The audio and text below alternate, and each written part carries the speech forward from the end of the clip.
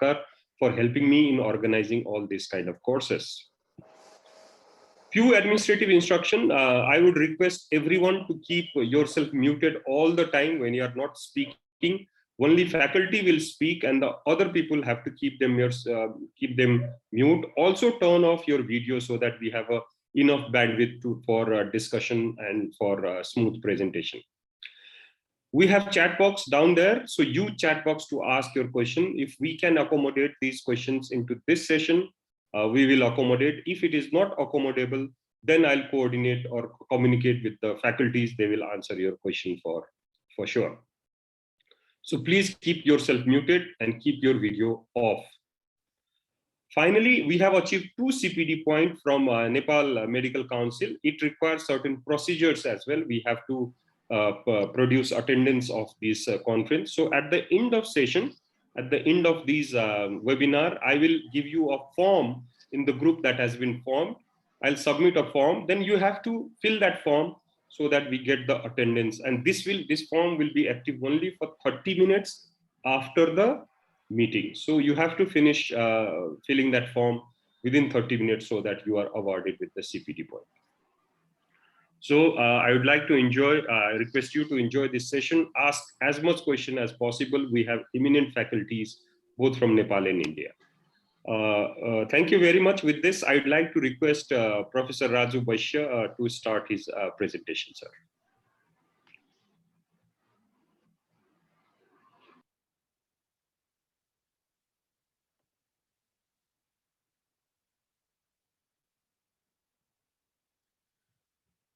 Morning, everyone.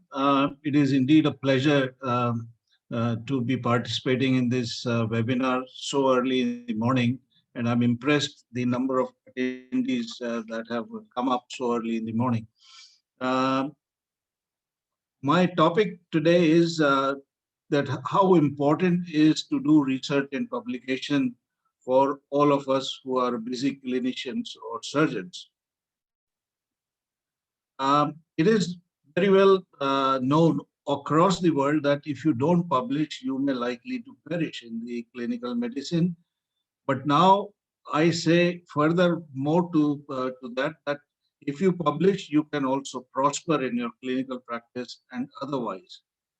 So it is very important to keep publishing and keep thinking about research and publication in your career, as I will discuss in the further talks. So why it is important to publish? Because writing a scientific article is one of the major and final products of all scientists. If you do a research and if you don't publish, it goes into waste bin and nobody knows about it. And hence it is important that if you have done any research, then you should try to publish it so that everybody can share, you can share your knowledge and your thoughts with the global community. And the publication achieves the highest value when the scientific information is published as a material and it becomes a part of world fund knowledge, which can be used by future researchers. It may help your patient care of the present patients and also for the future patients. So there are several advantages of doing publication. It gives you a personal pleasure and sense of satisfaction and achievement.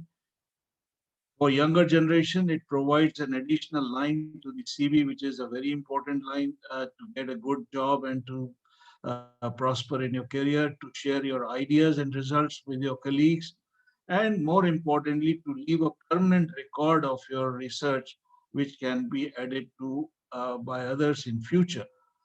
It also gets your name out in the field of your specialty and build your academic reputation amongst peers and other researchers. It may improve the ranking of your institution or hospital where you are working. And overall, I think it's a very important career step for all of us. As you can see, I give you my example. By doing research, you can get accolades from all over, from your institution, from public, from various records and other things. So it is not a waste of time when you do research and publication. But unfortunately, for most of the busy clinicians, research is repulsive. But I say more to it that publication is addictive. So if you do a research or if you try to do research, first thing which comes to mind is that I don't have time. I am quite busy. So it is quite repulsive because it takes time. But if you have one or two publications from your research, then you cannot stop this process because it becomes addictive. It is so addictive if you have few publications under your belt. But everybody has this type of career in your lifetime. This is my research and publication career. You see, I started doing research when I was a postgraduate, and in UK when I was doing my higher surgical training.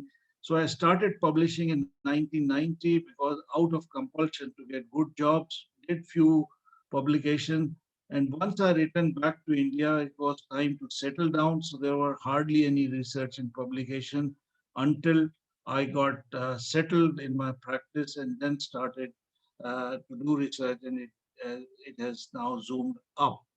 So, but this is, the old, I'm an old timer, but for new generation, you should start doing research and publication even early in your career.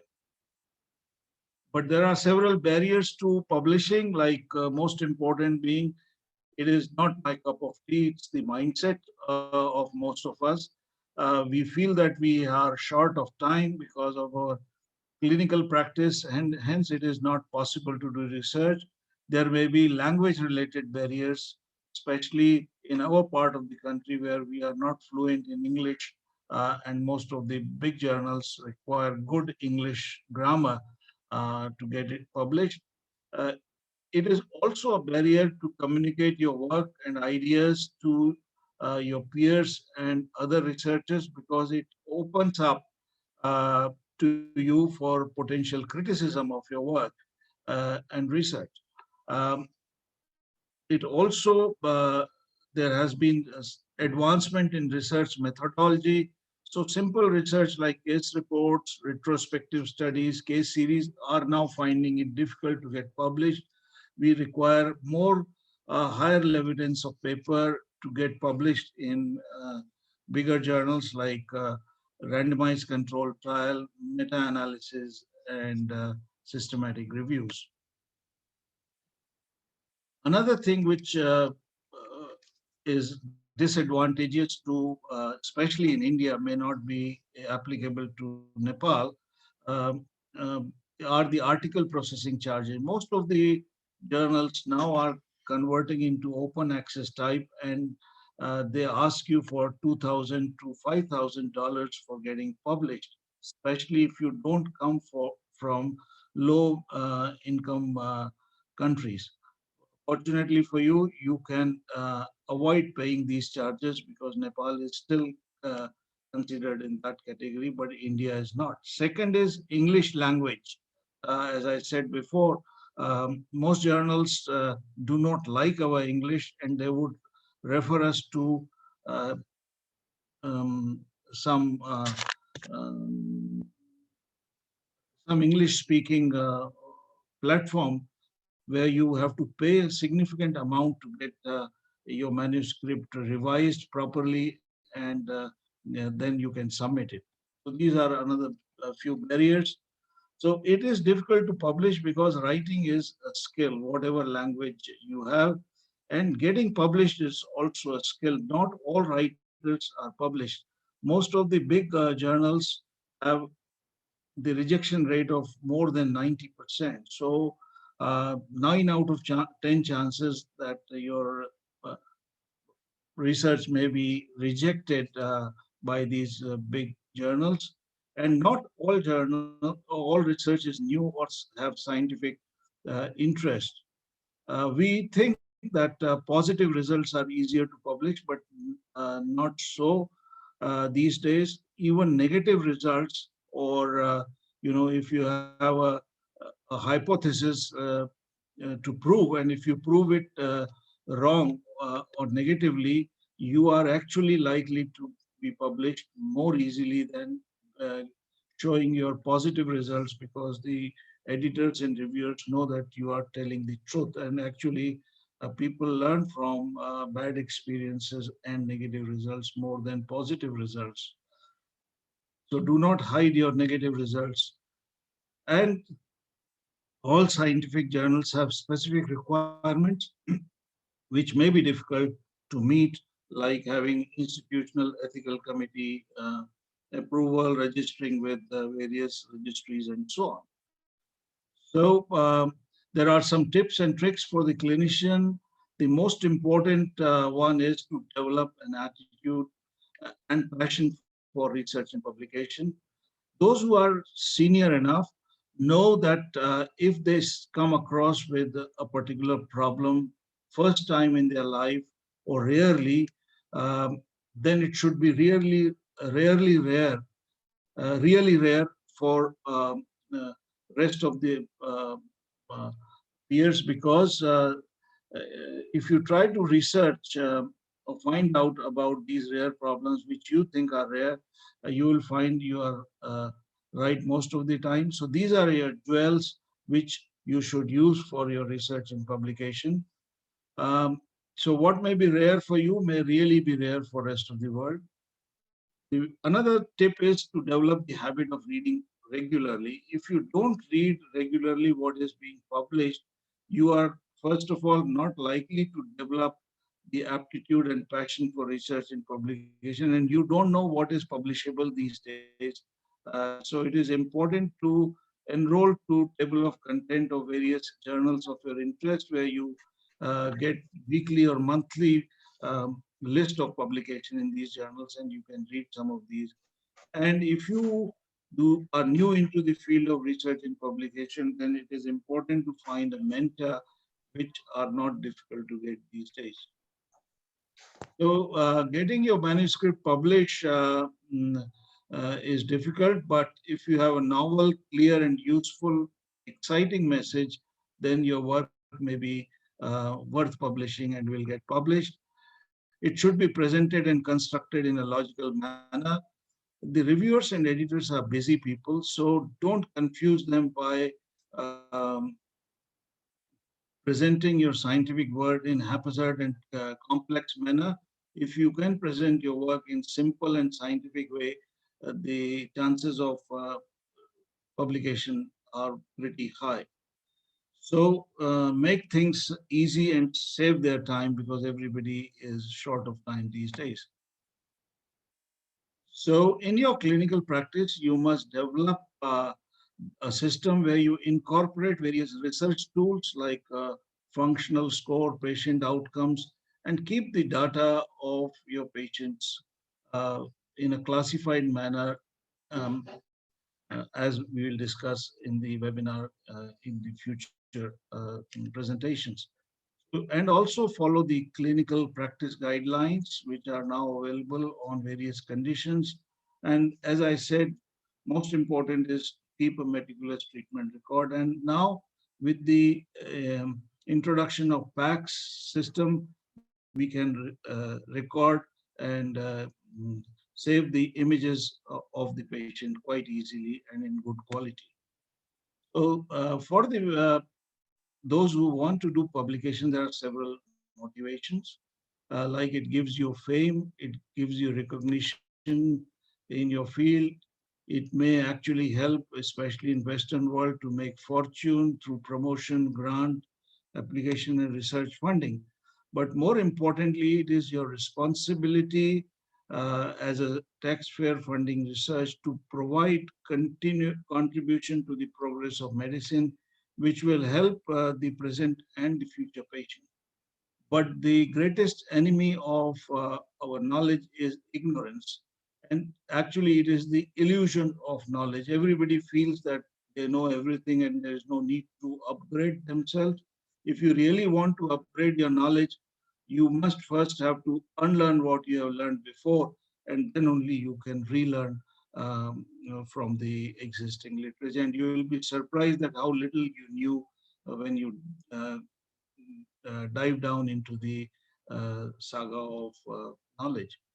So, as the publication evolved, we know that it is important not only to publish.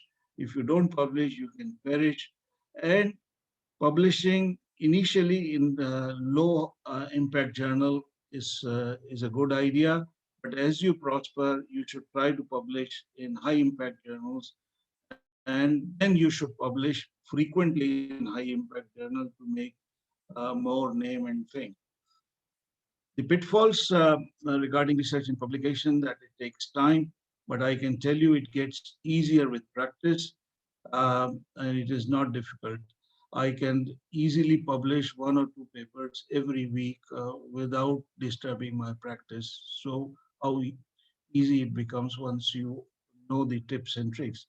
So you don't wait for any longer and start writing the paper now. Spending more time on publication, um, there are some certain pitfalls, like if you involve too much into publication, your clinical practice may be disturbed. So you have to strike a balance between practice and research publication.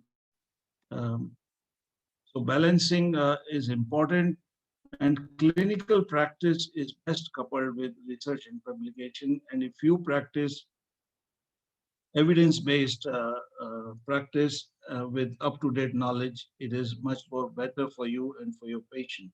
And publishing has now not an optional thing, but it is obligatory for all of us. I thank you for your kind attention, and I am also thankful to Nepal Orthopedic Association and especially Dr. Amit Joshi for giving me this opportunity. Thank you. Thank you very much, sir, for lucid talk. I think, sorry, Binod and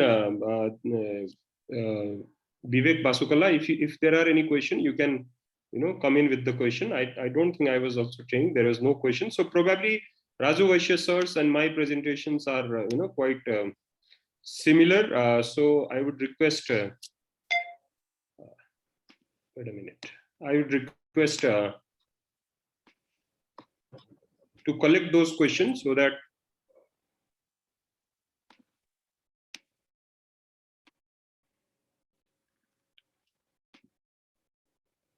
okay, sorry, there you go. So collect those questions so that we can discuss on that question. So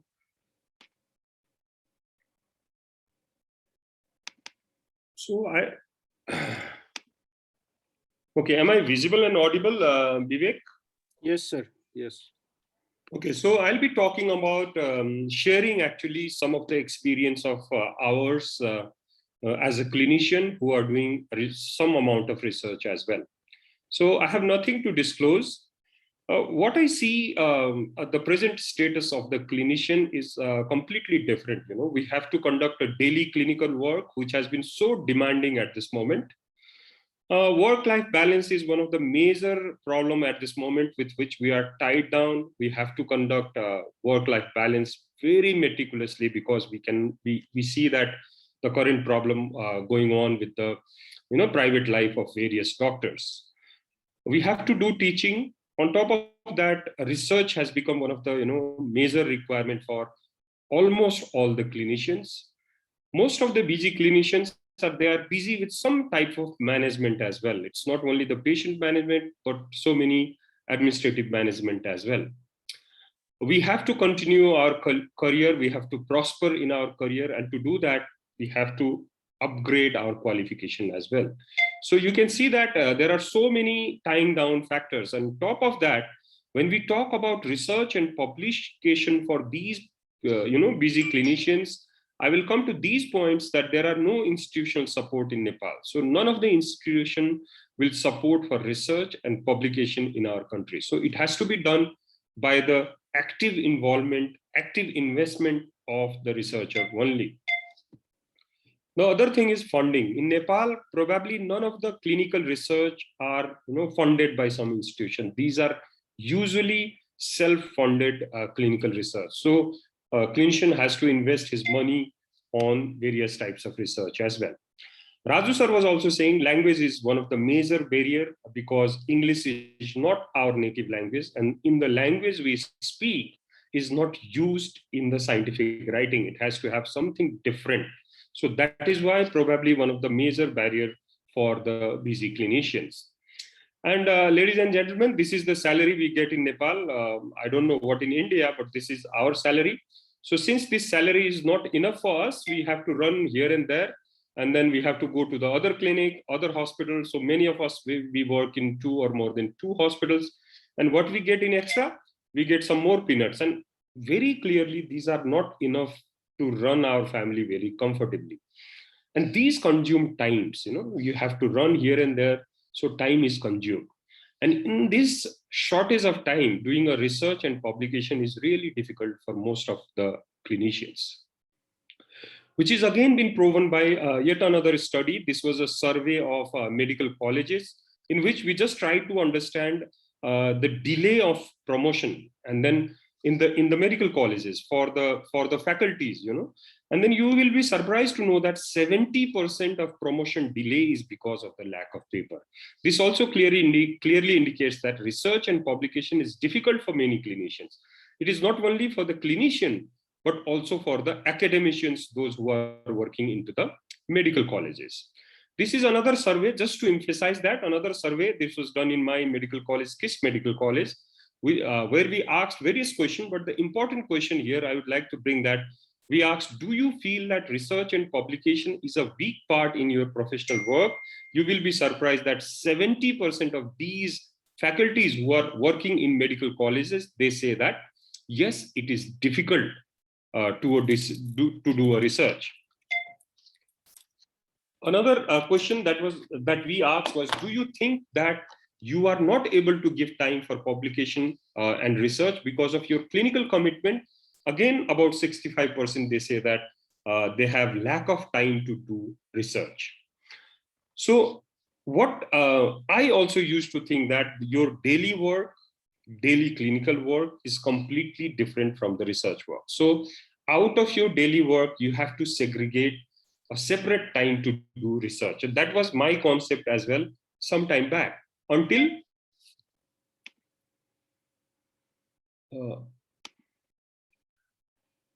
I joined a course which was in 2014 when I was doing my fellowship in San Antonio, USA. I was fortunate to join the course of John Carlson and Volker Mushal. And this course, the main theme of this course was very interesting, that they say that the research and the clinical work are not different.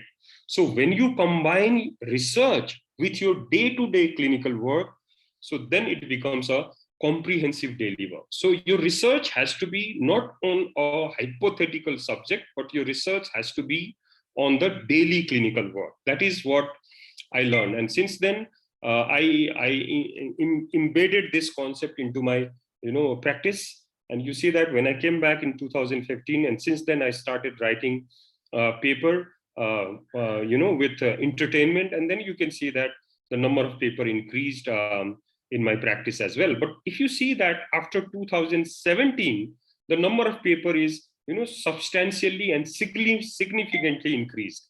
This is not because I started writing a lot of paper. This is because I started a fellowship program in my institution. So younger generations of the fellows, young people, they started joining, and when they come, the research paper writing was one of the integral part of their fellowship.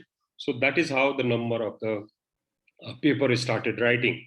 And since the number of paper started increasing, then it just started give us some fruit as well. I'd just like to go that this is in 2018 when we received 2 awards. Our paper received 2 awards. In 2019, we were able to bag 3 awards. In 2020 as well, we had 2 awards out of our paper. So since 2017, we have written a big chapter on Elsevier book, and then we have published 2 books as well. So how this was possible is because of amalgamation of research with work. So your work and research should not be different part of your personality. So they have to be combined. Your work has to be research. You must research on your work. These are not separate things. So with this, we have learned over a period of many years, we have learned so many lessons. I would like to list them as tips. These are basically the lesson learned during this period. So the tip number one is understand our limitation. We must understand our limitation, what we can do, what we cannot do. We cannot conduct research which is currently trending in world or currently trending in the other country, because we live in different situation. Our situation is different. So what we need to do is solve the problem we are having in our daily work. So do not think about a research which you want to do. Do a research in which you are falling in. The problem you have has to be solved, and that solution is doing a research into the problem. So that is why how you can embed your research into your daily clinical activities. The second tip is conduct research on most commonly occurring event at your workplace. So you must know what are the conditions we commonly deal with in our workplace. To do that, you do a census, go to your census of your hospital, census of the OPDs, census of the surgeries, and then you will find out that what is the most common disease. And probably if you try to do research in that common condition, it will be more easy to get good number of the cases. It will be easy to understand, and your research will be fruitful to you as well as to many of the people. The third tip is make use of team. One unfortunate, understanding of our country is if a doctor does a research, then he's the only one who is going to do research. So if we can incorporate all other working staffs like nurses, other staff into your research, it will be easy. It may not be as a part of author, but they will be supporter of your research. They will also learn by doing. So you teach them, you spread the aura of research in your department. So when your department is groomed, when your department is geared up to do research, probably that is the way when the research become more enjoyable and more easy. The fourth tip is keep your personal record of cases. Raju Vaishya was saying was a PAC system. Yes, PAC system is very good. In Nepal, unfortunately, we do not have PAC system. But these system will collect the prefixed variables. So these prefixed variables may not be available in the prefixed PAC system. So what you need to do is you must keep your data record by yourself. So especially when you are doing a prospective study, you must keep your data. Probably Srinivas will talk on this, that the responsibility of keeping data of our research must be ours. It's not, you cannot let the hospital, you cannot let your institution collect data for you. The fifth tip is make use of smartphone.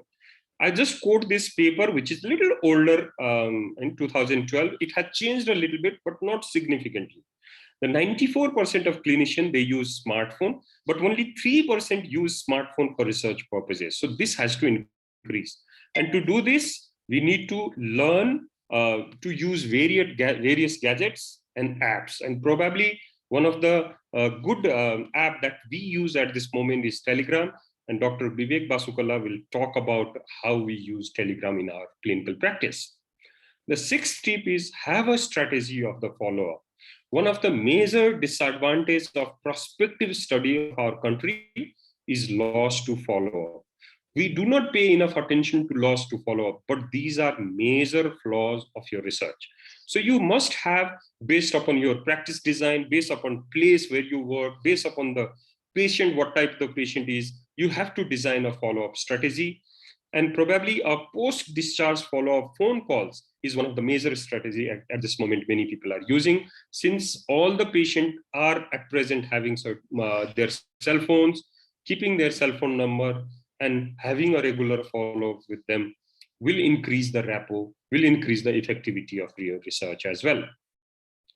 The seventh tip is be part of this kind of meeting. Research is a very tedious job. Unless you be part of this, you will not learn. There are no separate courses. And every time you attend this kind of courses, however experienced you are, every time you attend these courses, you will learn something new.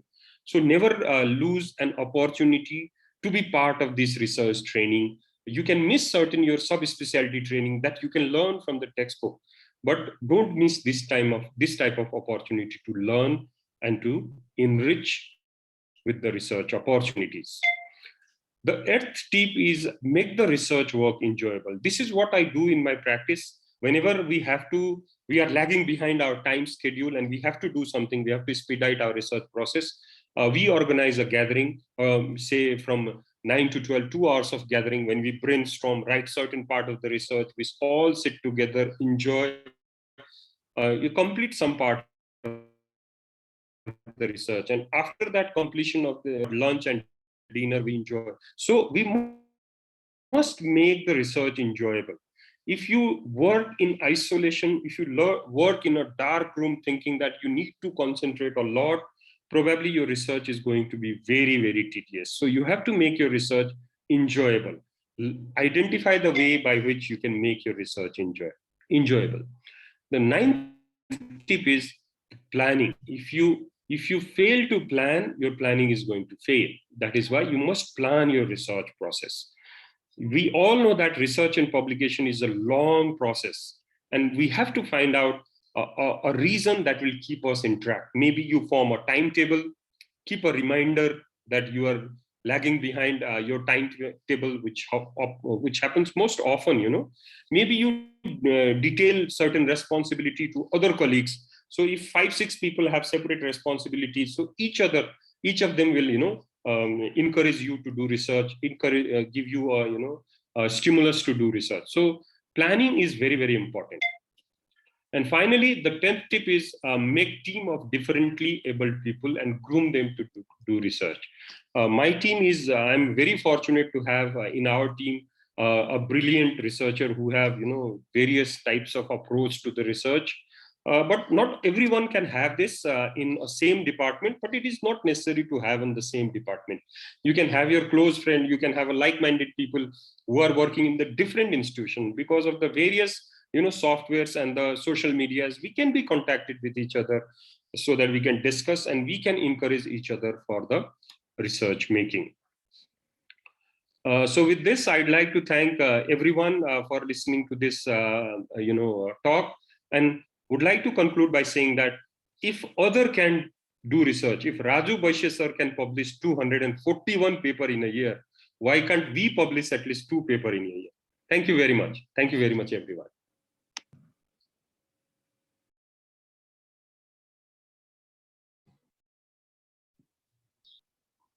You are muted, sir. So are there any questions? We don't see any question. Can we request everyone to put up some questions if you have some question? So if you don't have a question, I would like to request, we are running a little behind time, not very much. So I would like to request Dipak Shrestha to start his presentation. Is my slide visible and audible? Am I audible? Yes, Dipak, you are audible and you are visible as well. Yeah, thank you, Amit, and good morning, everyone. As my previous speakers have already reinforced that how important is the research and how simple you can make, even if you are a clinician. So as a academician or as a clinician, the research is an exciting, and when it is guided by genuine interest. When it is by compulsion, it might be slightly boring, it might be slightly difficult, but when you have a genuine interest, then research will be very, very exciting. And everything begins with a very, very humble start. So starting of the research is usually by the selection of the topic, and it is very critical process for your right direction in the future to keep your interest to continue. And as Dr. Vaishya has said, that all your research projects usually lands up into the publication, whether they are negative or positive. Negative results are slightly difficult to publish, but in present scenario, they are also very important. But how does the motivation or the inspiration of the research comes to you? Because it is very difficult to generate the ideas at first. At least we feel that it is difficult to generate the ideas. And we may not be like a genius like a Newton who got motivation of research into the gravity just observing the apple falling on the tree. So it is very difficult at least in the starting phase, to generate the idea itself and to continue the research. Yeah, so my topic for today is how to select the correct research topic for the busy clinician. I will be talking especially in the 4 headings, which will take you through the different steps of selections of the good topic. This cartoon shows a very, gives a very good message that as you grow up in your career from students to the junior faculty and then senior faculty, and sometimes even as emeritus faculty, your priority of the research changes. In the beginning, you might cover broad topics, and in the middle of your career, you will be focused a little bit more, and up towards the end of the career, besides the mentoringship, you will be very, very narrow down to the specific area of your interest or the field in the research. So this is a kind of a natural process of going through the different research topics as you grow up in your career or in your age. But let us try to define what is a good topic. Is there any set definition for the good topic? But probably it is not. So the topic which you are interested is automatically good topic for you. And as Dr. Amit said, that the problem or the questions you would like to find the solution or answer in your scenario or in your practice is a good topic for you. The topic which is good for you may not be a good for others, but at least it is good topic for you, your institute, and your department.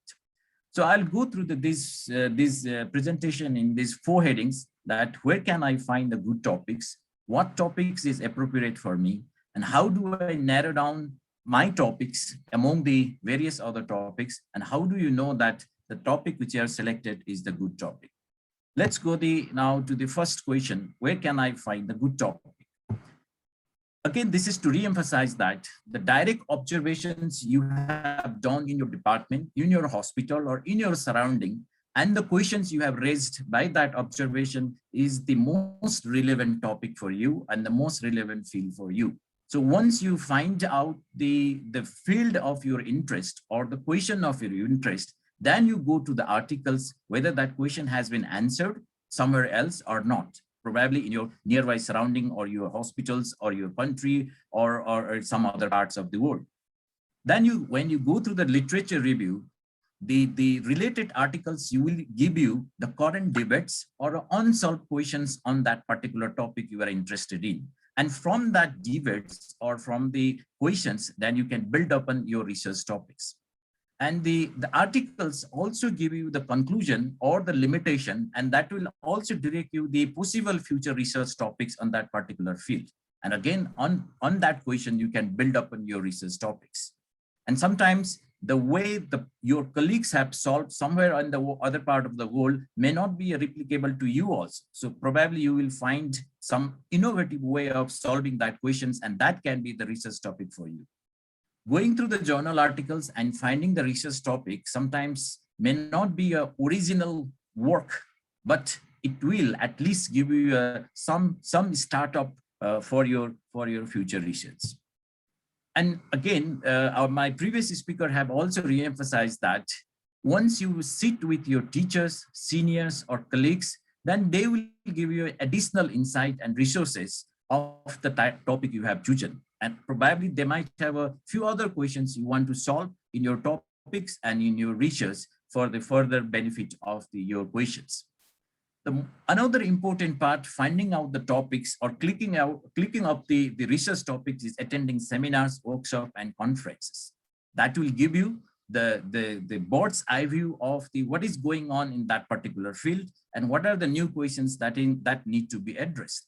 Another direct advantage of attending seminars, workshops, and conferences is that you will have a direct interaction with the colleagues who are already in that particular field. You can discuss with them, you can ask the questions, and you can take the input of your future research topic also. So attending seminars, workshops, and conferences are very, very important. In the past, before COVID, we used to have a physical, the meetings and seminars, but even now the software or the technology have given us the chance to interact with your colleagues, and you can ask about your topics. And sometimes the recent problems happening in your country or in your hospital may be the research topics. The very good example is the COVID. So if you can correlate with the COVID with your daily clinical work, or the looking at the patient at the orthopedic clinic, or orthopedic patient in the clinic, or doing the surgery in the COVID positive orthopedic procedures, they all can be research topics for you. Sometimes probably you'll have an increased hospital-acquired infections. So that can be a particularly good topic for you, and you can then build up on your future research topic on that particular subject. Now, let's come to the second question. What topic is appropriate for me? The topic which is appropriate for you will be decided by certain factors.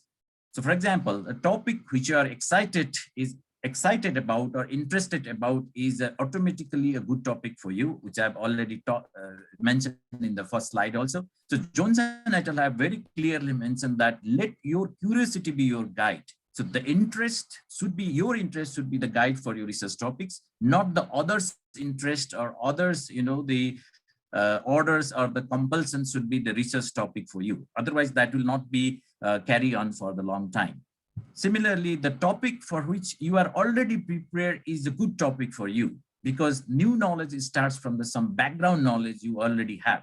And it is easier to build further on the background knowledge rather than to start from the scratch. And if you are familiar to the subject on the research, then you will have a strong start. So background knowledge is very, very important. The very, very virgin area can be also the field of research, but you need to be prepared for extra work to get the background knowledge on that particular subject. And the third thing is topic related to your own experience will be a better research topics, because the topic which you are already experienced will give you an extra advantage of formulating the research, methodological part of the research, the discussion of the results, and coming out to the conclusions. If you are not really, if you don't have experience in that particular field, so all these processes will be difficult, or sometimes you might have to depend upon your other colleagues or other friends to derive the all these steps of the research. That is also not bad, but if you have own experience, that will take an extra advantage. Fourth is the topic with a broader audience has to be selected. It is a good idea to select the topic with a broader audience in your beginning of the career, because that will show your work to the wider population or wider audience. But as you progress in your career, as I said again earlier also, that your research topic will be very, very narrowed down. For example, if you want to do the research on the techniques of the hardware putting in the upper cervical spine, the audience will be very, very limited. But if you want to say, do the research in the hospital-acquired infection in the orthopedic surgery, there your audience will be very, very broad. So depending upon your career, or depending upon in what audience you want to convey your message, your topics can be different also. And the last thing is that the topic which you have selected must be feasible. No matter how much topic is interesting, research may not be feasible because of limited resource and available to you or the time.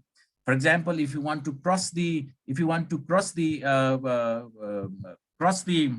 ocean and you don't have a good ship or the good boat, then probably you will not able to cross the sea, because you will not have you don't have a feasible, you don't have an appropriate way to cross the sea. So you must always see that the topic you have selected is appropriate or not. So how do you know that the topic you have selected is feasible or not? You ask certain questions to yourself. For example, do you have access to the study population or material? Are you able to complete the research within the given time frame or not?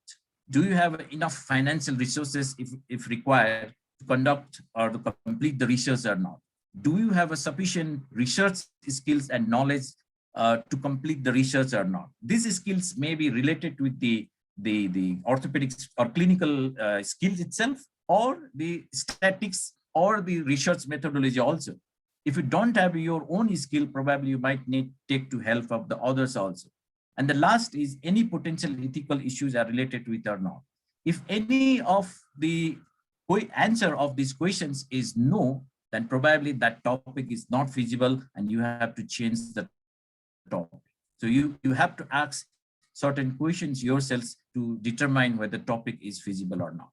Now, the third question is, once you have selected certain topics, how do you narrow down the topics?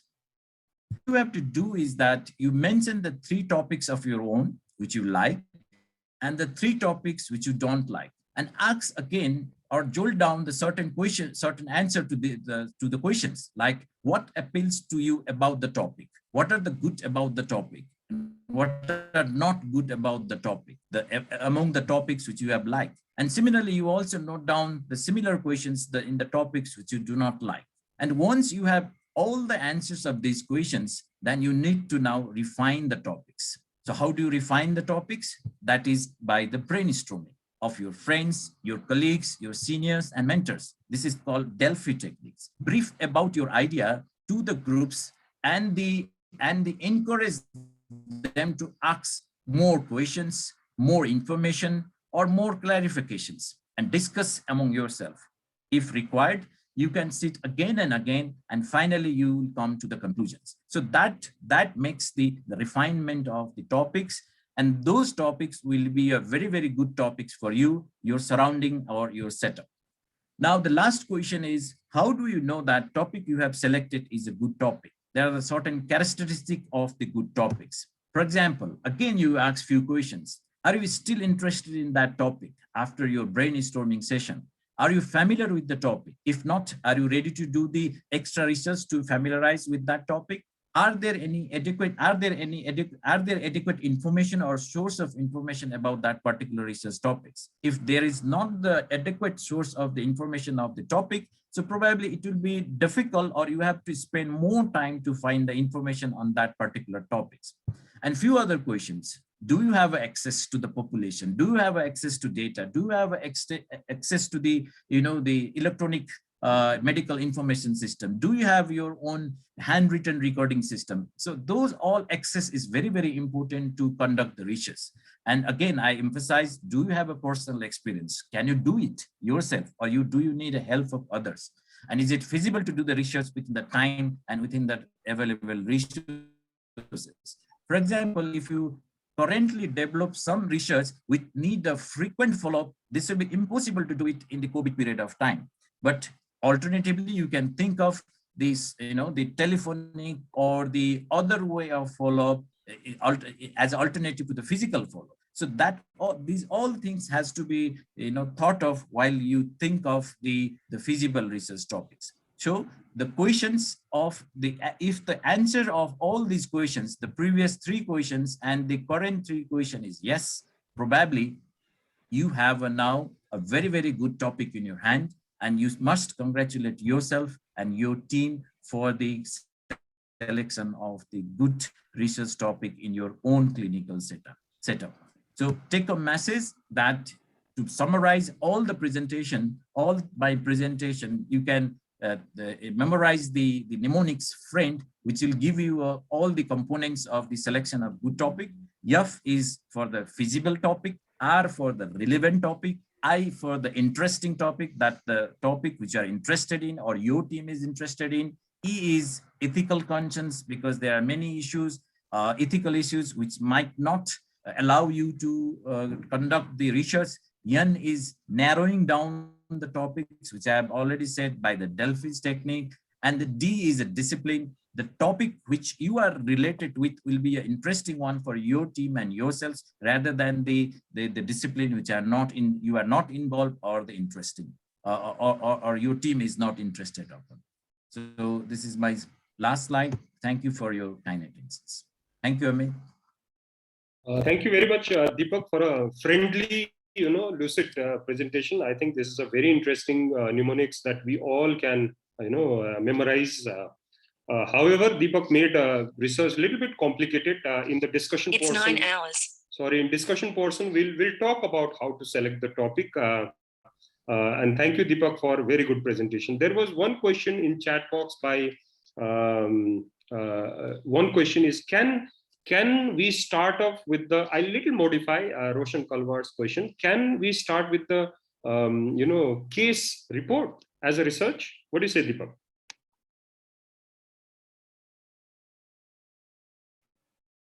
Deepak? This is to me. Yeah, to you, Deepak. So the question was, can we start with Is a it significant contribution to publish? case report? Yeah, case report can be considered as a research work because it will give you also the idea about the particular case. But as Dr. Raju has already said, that acceptance of the case reports are now very, very low especially in the high quality journal.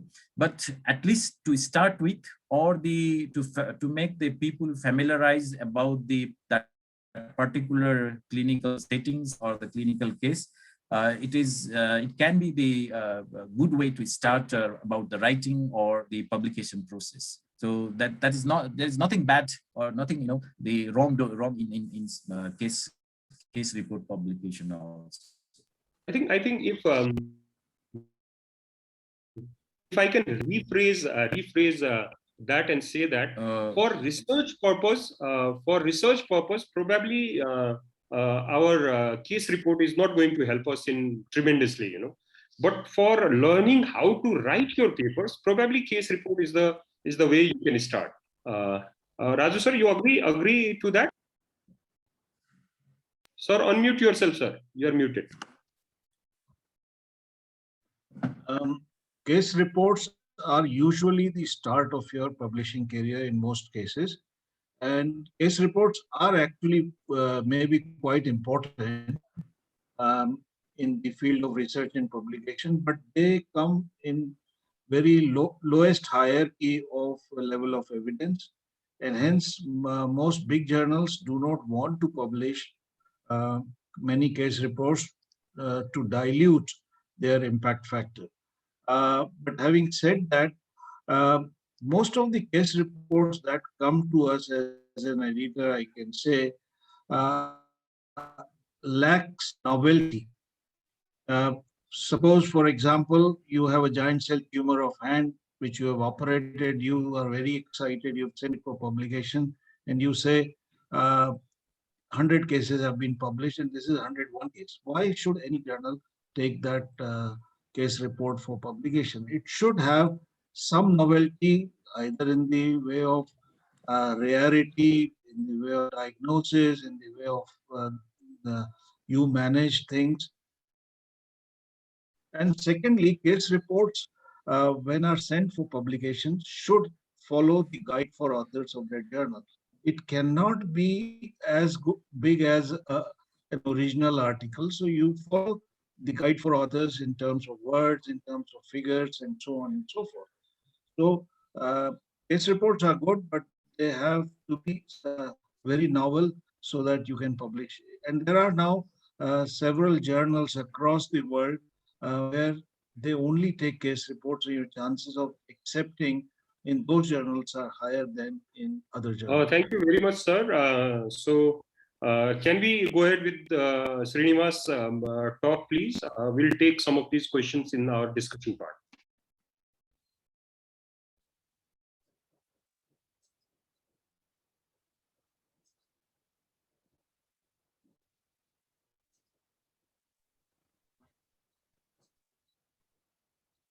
Can you see my presentation? Yes, Srinivas, you're loud and clear as well. Okay. Good morning, everybody. I bring greetings from India, and I would like to thank the Nepal Orthopedic Association, the president, Professor Pradhan, and Secretary Professor Vinod Sherchan, Professor Amit Joshi, and Professor Vaishya for the opportunity to talk in this wonderful forum. My charge today is to talk on data, where to get them, and how to keep record of your patients. Data is actually facts and statistics collected together for reference or analysis. And what are the types of data? Broadly speaking, they can be categorized, they can be divided into categorical and numerical. They can be collected in the form of text, numbers, images, audio, or even video files. Categorical data can be separated as categories. It's further classified as nominal or ordinal. Nominal data is in the form of named categories. Example, males and females, blood type, and eye color.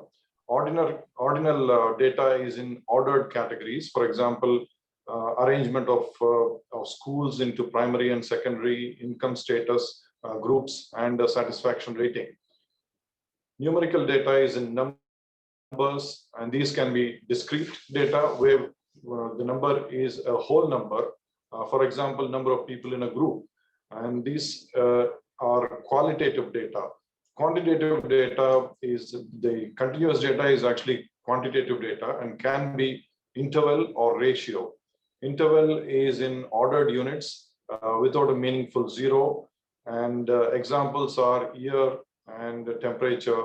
Ratio is in ordered units with a meaningful zero. And examples here are money, time, dosages, flow rates, etc. And data collected from a sample may be distributed in different ways. When the mean, median, and mode are in one line and data is distributed evenly away from the center, it's known as symmetrically distributed. And when the distribution is skewed to one side or the other from the center, it is said to be positively or negatively skewed based on which side the mode is. Data type is important because only certain statistical tests may be done to certain types of data.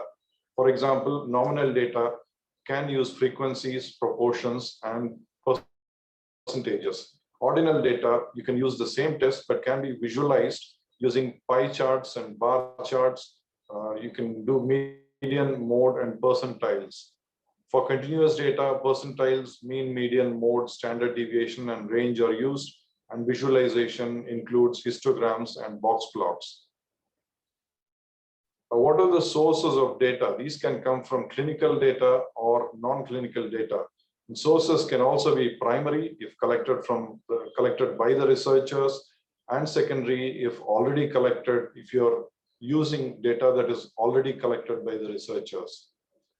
Non-clinical data sources include surveys done online, laboratory basic science studies, bibliographic studies like systematic reviews, meta-analysis, and bibliometric studies. Clinical data would include all the types of clinical studies, electronic medical records, clinical records, national data registries, collaborative studies, and hospital records. Hospital records actually will be like billing, administrative data, staff employment, etc. Whereas clinical data would include case notes, imaging like PACS, DICOM files, X-rays, CT, MRI, pharmacy records, laboratory, including pathology and microbiology data. And the data may be collected manually or using electronic devices. More and more we are using electronic devices because analysis is much more easier using this. There is a huge number of areas that can provide data in non-clinical studies that are related to orthopedics, and these branches have significant impact on orthopedic practice.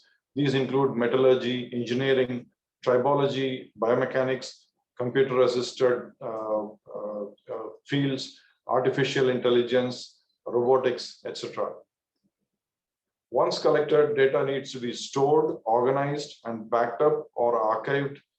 And there are issues about copyright, privacy, intellectual property, security, and encryption.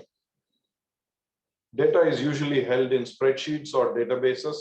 They serve the purpose of storage, analysis, and they can be shared, backed up, and archived in this form. These include the ones in red, used for the individual purposes like Excel, Access, and Google spreadsheets. And the ones in green are used for big data.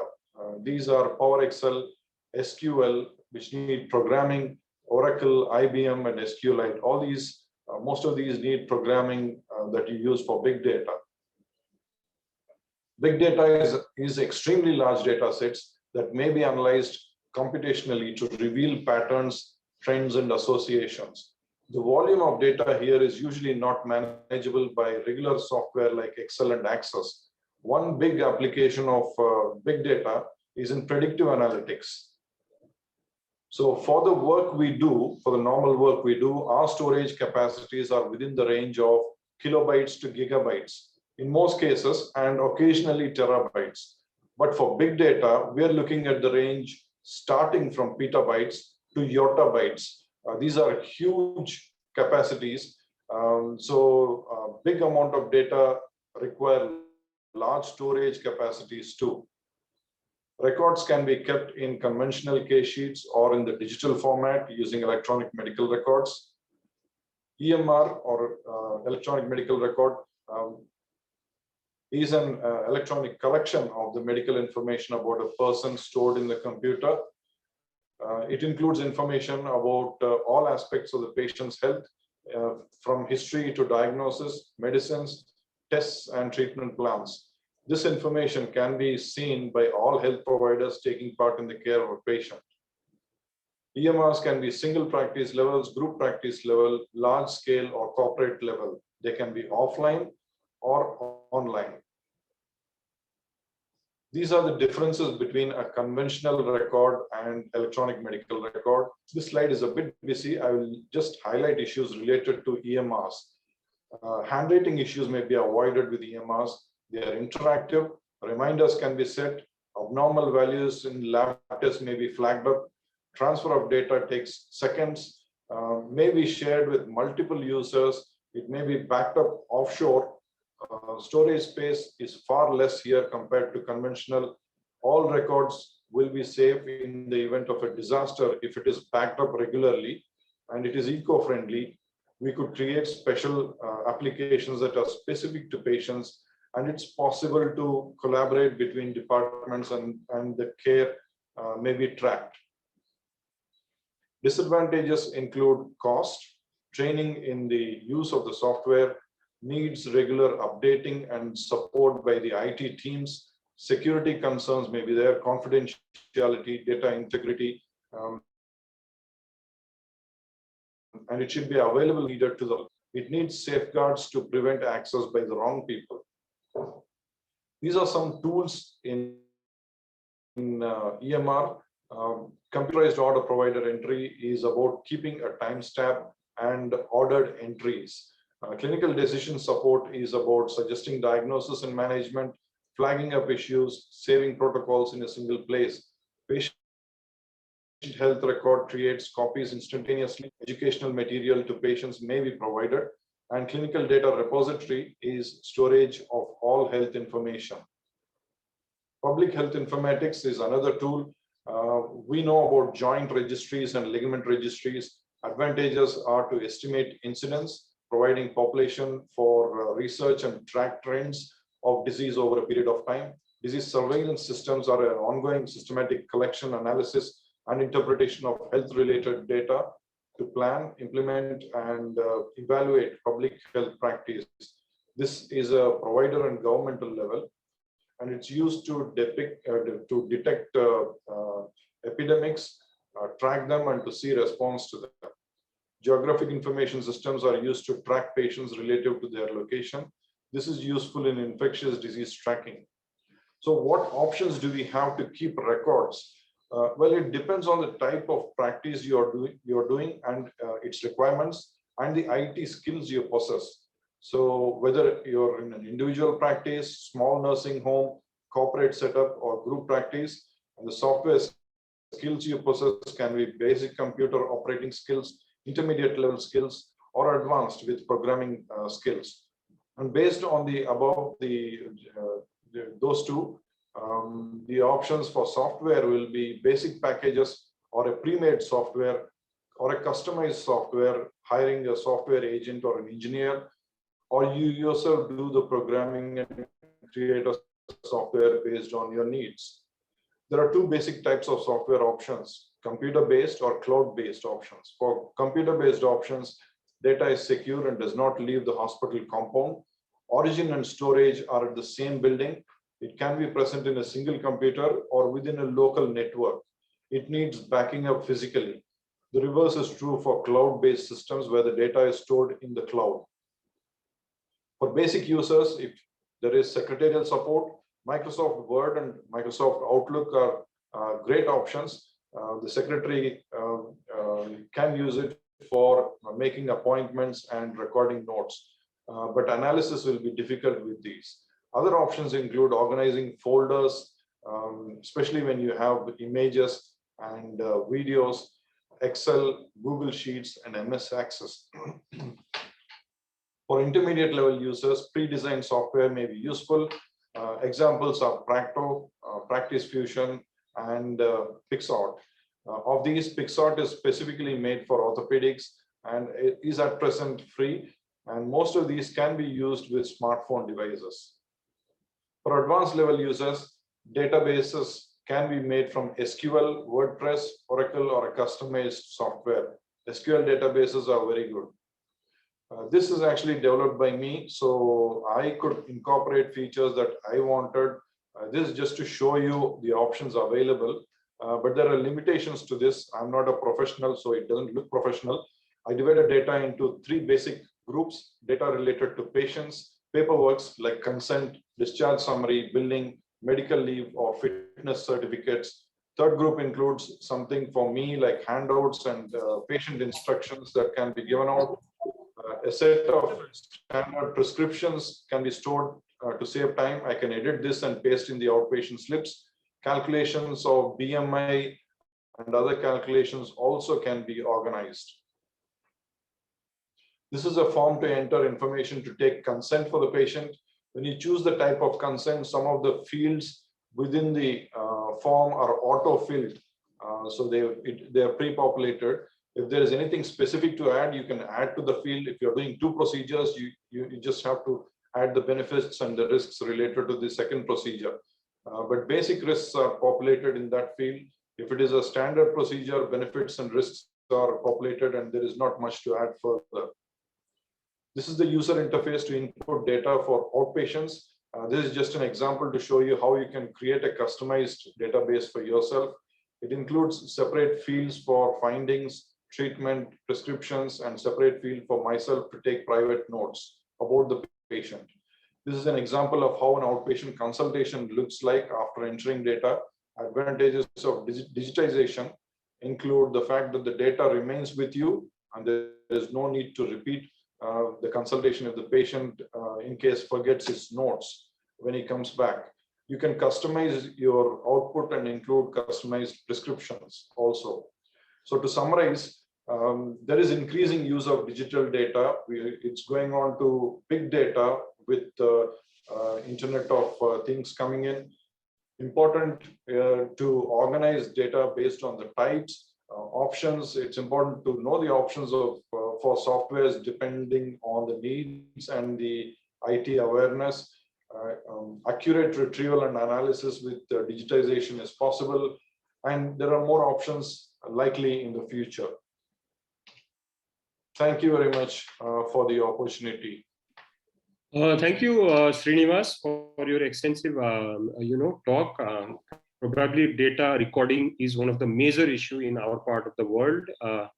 We will take some questions after Bibek Basukala finishes how we keep, combination of handwritten and combination of electronic using the gadgets. Bibek, if you can share your presentation, please. Okay, sir. Thank you so much. Am I visible, sir? I'm audible? Yes, Vivek. Okay, thank you, sir. Respected seniors and colleagues, I'm Dr. Bibek Basukala. I work in a KP Center for Arthroscopy, Sports Injuries, and Regenerative Medicine. Today I'll be talking about a very important and very interesting topic. This will be why and how to use Telegram for data recording. So let us start. So at the very outset, I would like to mention that the intention of this particular talk is not to promote any app over other, or we have not received any type of monetary benefit or any type of benefit for the same. So let us start. So this was how we started. We started with all data recording, which was used, which was done with pen and paper, and to record all those things, to keep all those safely was very tedious. We needed the big cupboards and big space. This was really troublesome and time consuming and space consuming. So to retrieve any data from such mess will be very horrible task. So And as we orthopedicians, as we all know, we like to take pictures. We very often take pictures of x-rays and MRIs, even CT scans, and we like to take the videos of our patients, the clinical examination and all, the gait, everything. So these all has to be stored, and these all cannot be stored in pen and paper. So the very friendly and very effective method is to store all those things in our mobile devices or computers or some form of external hard drives. But these external hard drives come in various capacity, and the extra problem with external hard drive is if we go on creating these type of external hard drive, if we go on collecting these external hard drives, there will be piles of external hard drives by the end of our career. And by any means accidentally, if there is problem with the external hard drive, there will be the data recovery is always very troublesome and always very questionable. So what if these data can be stored in some form of cloud media, so that what happens is someone else will save and store your data for you. And it will be very good if all of these cloud devices or cloud system is free of cost. So these are various cloud-based storage device, storage softwares which are available. It started with iCloud from Mac. Then there are Dropbox, Google Drive, OneDrive of Microsoft, and many more. So problem with all these is they have limited storage capacity given to us free of cost. And if you want to increase the storage capacity, you have to pay. So this is this is problematic in this type of storage, cloud-based storage systems. And another thing which I want to highlight is people of these centuries are very addicted to these the smartphone devices. And I must admit, or most of you will admit, that we spend lots of time in the social media, like these social medias like this. So what if we can use this social media's platform to store our uh, data? So what happens is the work becomes more enjoyable. So uh, we explored various various social media apps to store our data. So the very commonly used apps were Viber and WhatsApp. And the problem with Viber and WhatsApp were the storage capacity is very low. The number of participants that can be added to any group is very low. And then once you delete the downloaded pictures or downloaded videos in your main gallery, then it will automatically be deleted in this thing. So there were problem with WhatsApp and Viber, and it was perfect, not certainly not good for data recording, but they were very good social media platforms. So we came up, we encountered Telegram, which was the social media, the messaging app, just like Telegram and Viber, but it was very different. It has cloud-based. This was cloud-based application where you can store lots of data. So I have made a short comparison between the WhatsApp and Telegram. The what main advantage of WhatsApp is it has 1 billion users. So users, it is its main advantage. The conversations are end-to-end encrypted. But problem to us to use this as data storing app is the file size limit is only 100 MB, which is very less. So, and in the participation list in group is only 256. But in contrast, in Telegram, we can edit the sent message. The file size limited up to 2 gigabyte, and it is cloud-based app, so you can give the unlimited storage capacity. So simultaneous multi-device login can be done. At the same time, you can log in with your computer and also with their mobile device. So it has unlimited server storage, as I have just mentioned. Multi-platform support means you can do it in Mac, you can download and use it in Android or any other devices. And it can send any type of file, and it supports any type of file. There is good advantage of media compression within this software, and video and voice call can be done as the WhatsApp can do. So this is how we use this Telegram to store our data, how we have been using from last 3 years. So this is the screenshot of mobile device. One, I must, I think you must have installed Telegram in your mobile device by this time. And so we will go into the Telegram software. See, we have lots of participants and lots of contacts. So these are the groups we can create in Telegram. So how to create the group? So just we have to click this new group and add some person. Like I have added Dr. Rohit in this group. Then we'll just proceed and we'll enter the name of this group. For example, we have entered this group as ACL study groups. So, and then if we want to insert the profile picture of this study group, then we can just select from our gallery and just keep it. So if you want to add the description, if you want to change the setting to public or private, we can do it.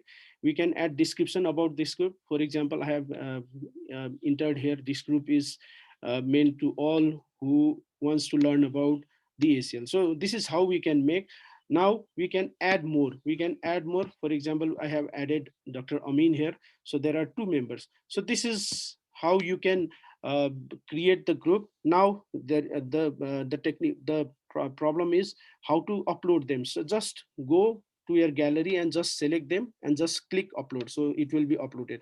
Now what we'll do is we'll write the details of that particular patient. For example, name, I've mentioned the name, age, and diagnosis. So name, age, and diagnosis is mentioned, and various type of graph have used in this particular case is mentioned. So these are all mentioned because it will be easy for us to later source these particular files.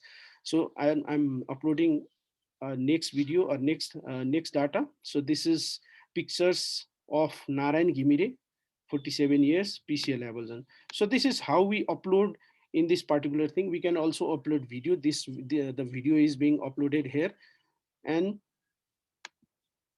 this is how we upload. Now let us create another group. Now let's add Bidur, Dr. Bidur again. So let's name this new group as PCL study group. So PCL study group has been created. Let us add some other members like Dr. Rohit again. So now what we know is these 2 groups are alike. So what if we combine these 2 groups, we create a folder so that these 2 groups are added there, so that there will be good utilization of space. So now you go to settings. In settings, what we can do, I'll show you again. Just what you have to do is you have to click the settings, and in settings you can see the folders. Just click that folders, and you have to write just add new folder, name a folder name ACL and PCL. I have given a name as ACL and PCL. Then just add the chats. I have added ACL and PCL as 2 chats that will be added to this particular folder. So here is the ACL and PCL group, ACL and PCL folder which I have just created. So if this ACL and PCL folder is the one which you will be using more often, so you would like this thing coming right in front when you open this Telegram app. So what we can do is just we can press it, then we can replace it at the front. So this is how we create the group, create multiple groups, make them in one single folder, and rearrange in their particular location. So this is how we do in the mobile devices. So then let us see these particular groups in my computer device. So this is the screenshot of computer device, and this is the same account which I have just reached from my mobile device. So these are the same. This is the same account, Bibek Basukala, and these are the same photos which I have just uploaded in my mobile device. So I can get it from anywhere, any part of the world. Just what I need is my Telegram app and the internet.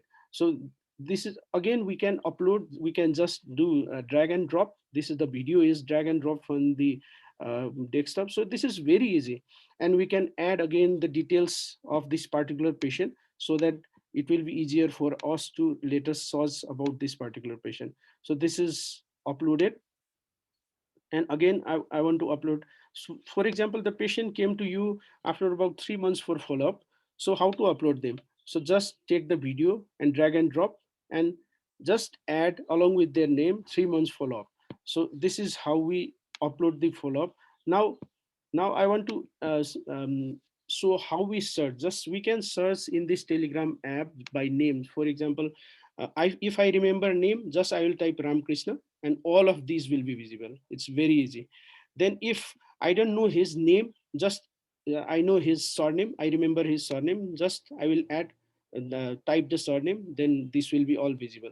So in the instance, if you don't know patient's name and patient's surname, anything you don't know about the patient, but you know the diagnosis, just write the diagnosis in search bar. What happens, you can see, we can again get that particular the images of that particular patient. So we have been doing this for last 3 years, and we have created a group called case upload group in our institution. So this is the case upload group of our institution, and uh, we have put 14,072 photos uploaded and 1,496 videos uploaded, and this is stored without any cost in the cloud-based device in Telegram, and we can get it retrieve it any time from anywhere with any devices. So these are the advantages of Telegram, and we have been using this since last 3 years.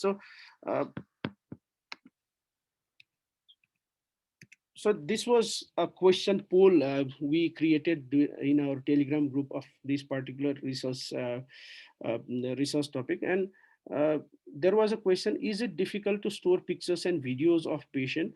And the poll answer was up to almost 68% patient, 68% of participants told that it was difficult for them to store the pictures and videos of their patient, because this was because most of them, almost 86% of them, stored this thing in their cell phone and computer, and it was a difficult task to manage the storage. And also, if you use Telegram, all of your problem will be solved. I think this is very easy way out to store your images and various type of data. Thank you so much.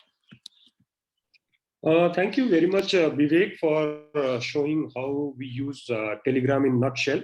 There are a few questions. One, I'll come to those questions. This question is to Srinivas, Dr. Srinivas. This is a question for you. In EMR, how to manage time to fill OPD form by the treating doctor? If it is very busy, in many of our places we are seeing the scenario is completely different. In civil government hospital, you are seeing about 100, 120 patients in every day. Then how it is possible to fill up every patient in EMR? Can you share your experience, please? I actually used EMRs while I was working in the UK. So there we don't see so many patients. We dictate for each of the patients. The secretaries actually fill up the they type the dictations. We don't fill in the clinical data as such because that's all typed by the secretaries there. But in my case, the one I have devised, what I do is I just write the salient findings from the history as well as the examinations. I type them. It takes just a couple of minutes. That's the only disadvantage. But the thing is, you are putting all the information into a database which can be searchable. So that is very handy. Yes, Srinivas, that's you are absolutely right. There is no doubt on usefulness of a EMR. But suppose you are doing a research. You are doing a research in particular topic. Does collection of those data for your particular research is fulfilled by the EMR, or you have to create certain different database for your research? I don't have to create separately, but depending on your research question, actually, if your question requires creating another database, you have to create a database to collect the data that you want. But for the raw data, you don't have to create any other database. Otherwise, what you have to do is, if you are recording it on paper, you will have to go through all the recorded data from the patients, the manually recorded data, and enter that into a database and then analyze after that. Absolutely. Thank you, Srinivas. There are both advantages and disadvantages of EMR as well as manually recorded data. We'll have discussion on the subsequent when we conduct subsequent webinar on how exactly to conduct the research, how to record, keep updated record as well. There are some questions to Bibek Basukala. The question is, can Telegram create database automatically after you upload the detail? The simple answer is this stores just the pictures and the videos, which are so important for your research. It doesn't create any database. For creating a database, either you need a EMR, which may not be possible everywhere, or you have to create your own data either by manually inserting it. I have answered that question on behalf of Vivek. Another question is, but the images and video can be accessed by all members of the group. Can it be private, Vivek? See, Norman, the images and videos can be accessed by all members of the group. That is right. But if we can change the setting of that group to private, and there will be one admin of that particular group. So if you want to add or remove any members from that group, we can do it. So you will decide beforehand that these particular numbers of participants or researcher will have access to that particular group. So we have pre-agreement about accessibility of all those datas, the common accessibility of all those datas by their group members. I think that is not a problem. If you don't want to involve anyone, Amit, then you have to have your two accounts with different numbers. Then you'll be having your only you will be accessing that from the two numbers. Another question from Dr. Nirazan Parajuli, again to Bibek Basukala. Is it safe to save your data in the social media? So Telegram, the advantage of Telegram is it is also encrypted. You can create a secret chat, and the secret chat is end-to-end encrypted, just like the WhatsApp. The end-to-end encryption means even if the Telegram or WhatsApp, they cannot retrieve your data if they want. So we have to change the settings to the secret chat. Then we can make this end-to-end encryption. And otherwise, to save all your data in social media, it is certainly not safe, but you have to change some of your settings. Thank you, Vivek. I'll just quickly go to understand the perspective of the Indian perspective. So first to Raju Vaishya sir, how you store your pictures, figures, and the clinical videos of your follow-up patient? Actually, I store it in my desktop, but because I was not sure about the privacy of the data on the social media, so I prefer it on my desktop. Srinivas, you also store in the desktop? I can store pictures and videos within the database that I created. So even the operative notes and arthroscopy videos, I can store in the database that I created. The other option is for you to store in something like Dropbox or OneDrive. The problem is it's in the cloud. And it requires internet connection whenever you want it. The other option is to hold it in a hard drive, especially when you're doing arthroscopy. If you want to store your arthroscopy pictures, high resolution videos, you will probably need a hard drive because it occupies so much of cloud space. Even downloading becomes much slower. So you will have to have a method to organize the folders. Other option is to link these videos to an Excel file. You enter data of the patient in a row in the Excel, and then there's put a hyperlink to the video of these operated files and images. Thank you, Srinivas and Raju sir. Probably nobody is going to replace this app. Also, is not going to replace the conventional method of storing your data into the hard drive and the in your laptop. But the issue is, whenever you do a follow up of your cases, then you take a video with the with your cell phone, and then from there you have to transfer it to the your either you say or EMR, then you transfer. So this take time, and that is why research is difficult for not very usual people, is because it requires a lot of nitty gritty of storing, identifying them again whenever you require. So probably this app, if you try to understand the usefulness of the app, this is not for throughout your life. You cannot store there, but this is a very essential tool. You store here for 1 month, and at the end of 1 month, in one of the weekdays, then you download all these pictures into your storage device and keep them.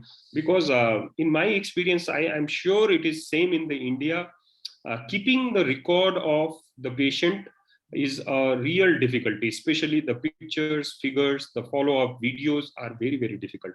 And I will request all of you, especially in Nepal, just you try where we don't have all this EMR and this recording system, try this Telegram app. This will store your at least picture and video. It will not create a database for us. So with this, I think we have still a lot of question pouring in. I'll try to cover in the discussion portion. If not, probably in the next session, or people, I'll request Raju, Vaishya sir, Srinivas, Dr. Ganesh, Dangal, and Joy sir to answer those questions going into the chat box. So with this, I would like to request Raju, Vaishya sir for presenting a last part of the didactic lecture, where to submit the paper for publication. And there are a lot of questions already pouring into it. So hopefully Raju sir will answer those questions.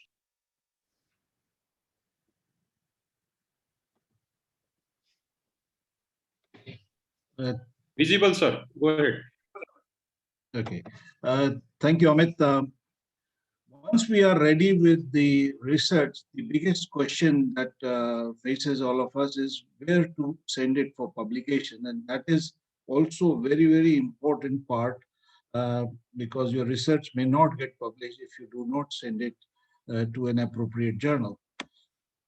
So before you start, first thing is don't panic, because if you take a decision haphazardly, then you may not likely to succeed. Think logically. Think why you want to publish your work. Is it really new and interesting? Is it a current hot topic? And have you provided solution to some difficult problem? And most importantly, you must ask honestly yourself, are you ready to publish at this point? Are you ready with your research and the paper writing thoroughly? If you have answers to all these questions in yes form, then go ahead and plan to submit it to an appropriate journal. Just to highlight the importance of a good manuscript, as I mentioned before, it should be clear, useful, and provide an exciting scientific message. It should be written in a logical manner so that a reader can follow. It should be formatted to best showcase your material, and it is written in a style that transmits the message clearly.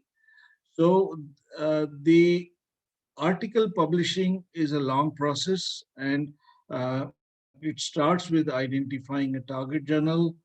You must follow the journal instructions, then you submit the paper to that journal, and you must also try to understand the decision process. And if you get the paper for revision, you must know how to revise the paper. So it's a long process in research up to publication, and you must be ready for it. There are many obstacles on the way which you will overcome if you are intelligent enough and into the research and publication. So we must focus today on how to identify a target journal. The journal which you are targeting should match between the subject of your article and the journal's aims and scope. no point sending an orthopedic article to a gynecology journal, for example. What is the readership and target audience of the journal? Is the journal highly visible? What will be the value of your publication? And what is the journal turnaround time and rejection rate? As I said, big journals with the high impact factor have a rejection rate of almost 90%.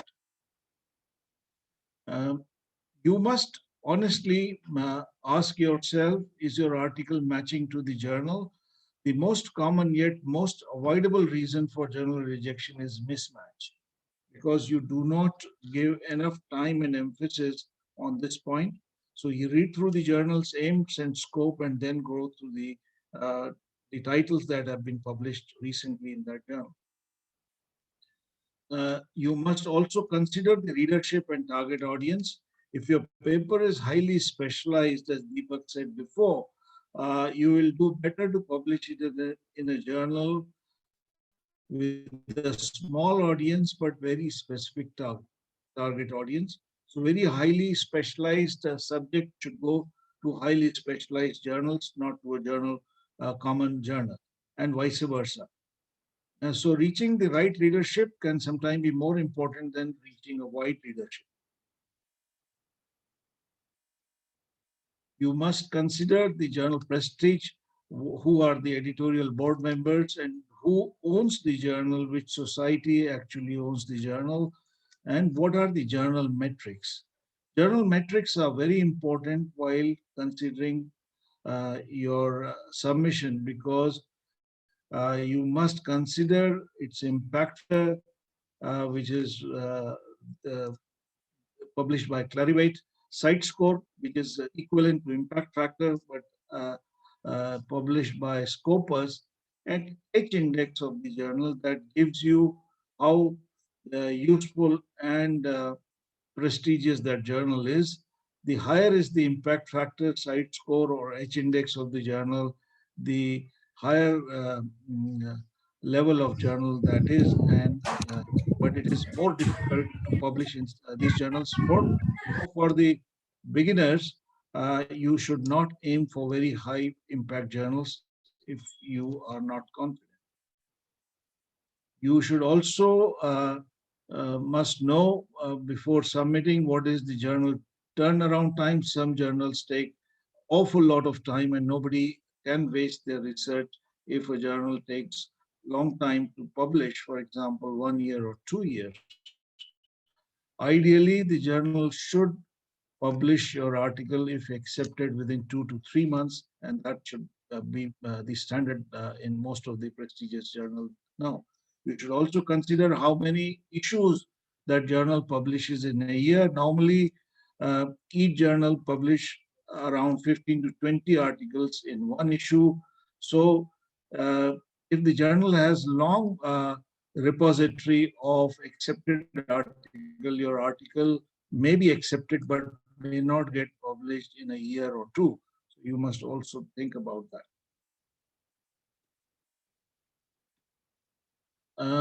There are various websites which are being promoted by publishers like Elsevier, like Springer, etc., where you can go and put your abstract and keywords of your research, and that site will suggest you the options for getting your paper published. But these are little biased, because Springer will only tell you this the journals which are covered or published by Springer, and similarly Elsevier, etc. But they are quite useful sometimes. So to summarize the checklist, while you're selecting a journal, should include, does the subject of your article match the journal's subject focus or aims or objective? Does the journal accept the type of article you intend to submit? For example, some big journals nowadays do not accept case report. So better not to send your case report to that type of journal. Is the journal read by your target audience where you want to focus your research? Does the journal have an online edition? This is important, because the hard copies are hardly read these days, And if the journal does not have an online edition, you are not likely to be read by others. Is the journal impact factor in the line of your requirements? Is the journal regarded as prestigious in your field? What is the turnaround time? And how many times the journal is published in a year? And you should also check what are the publication charges, because as I said before, lots of journals have started charging as article processing charges or English grammar correction charges, etc., etc., which are quite prohibitory for uh, researchers from our part of the world. But you people are probably fortunate and should take the advantage, because Nepal, for the Nepalese, they usually do not charge any of such charges. Very important point before you submit is to follow journal instructions. So it should not be submitted as you have made to any journal, because every journal has several different type of guide for authors, and you must follow that. Otherwise, the editors get very irritated and you are likely to get immediate but desk rejection after submitting. There are various ways of submitting the paper. Previously, it used to be traditional submission by email, but now most journals follow electronic submission. You must have a very impactful cover letter, which I will discuss in the following slide. You must have filled all the required forms like conflict of interest, etc. Before submitting, it is very essential that you check your plagiarism, because that is now considered to be a serious offense in the researchers if you have copied and pasted somebody else's work, even if you have referred. The COPE guidelines suggest that no more than 6 words in consecutive should be used for your publication from the other works. Also check the grammar and syntax error before submitting, and also check the references. References, unfortunately, we as editor realize most authors make these mistakes for not uh, putting their references in order and in symmetry. And you must follow the journal guideline again to put these references. And these references should be up to date and recent and should not be very old. Avoid excessive self-citation, because self-citation, again, is considered to be an unethical practice. Avoid excessive citations of publication from the same region, and do not inflate your manuscript by adding unnecessary references. Most impactful journals like NEGM, Lancet, etc., do not allow you to have more than 30 references in an original article. So once you have submitted, there is an initial screening by the journal manager for the appropriateness of the subject matter, the compliance, if you have followed with the instructions of that journal, and for overall quality in some respected journal. If you have not done all this, you will get the manuscript back to you without having gone to the editor or reviewers for review. As I said before, cover letter is another thing which is often ignored by the authors. It is your best chance to speak to the editor directly, because editor would like to assess your manuscript by reading your cover letter. So it is like, you write a job application letter where you want to sell yourself to the work. Similarly, you want to sell your manuscript or research to this editor, who can then send it for review and further process. Otherwise, many journals, in fact, most journals have very high desk rejection. So you must spell out what is your research and why it should be published in that journal. What are the unique special features of your research? And that's why it is important to have a very submission. I will end up here. Once again, thanks Nepal Orthopedic Association for inviting me and giving me this opportunity to interact with you.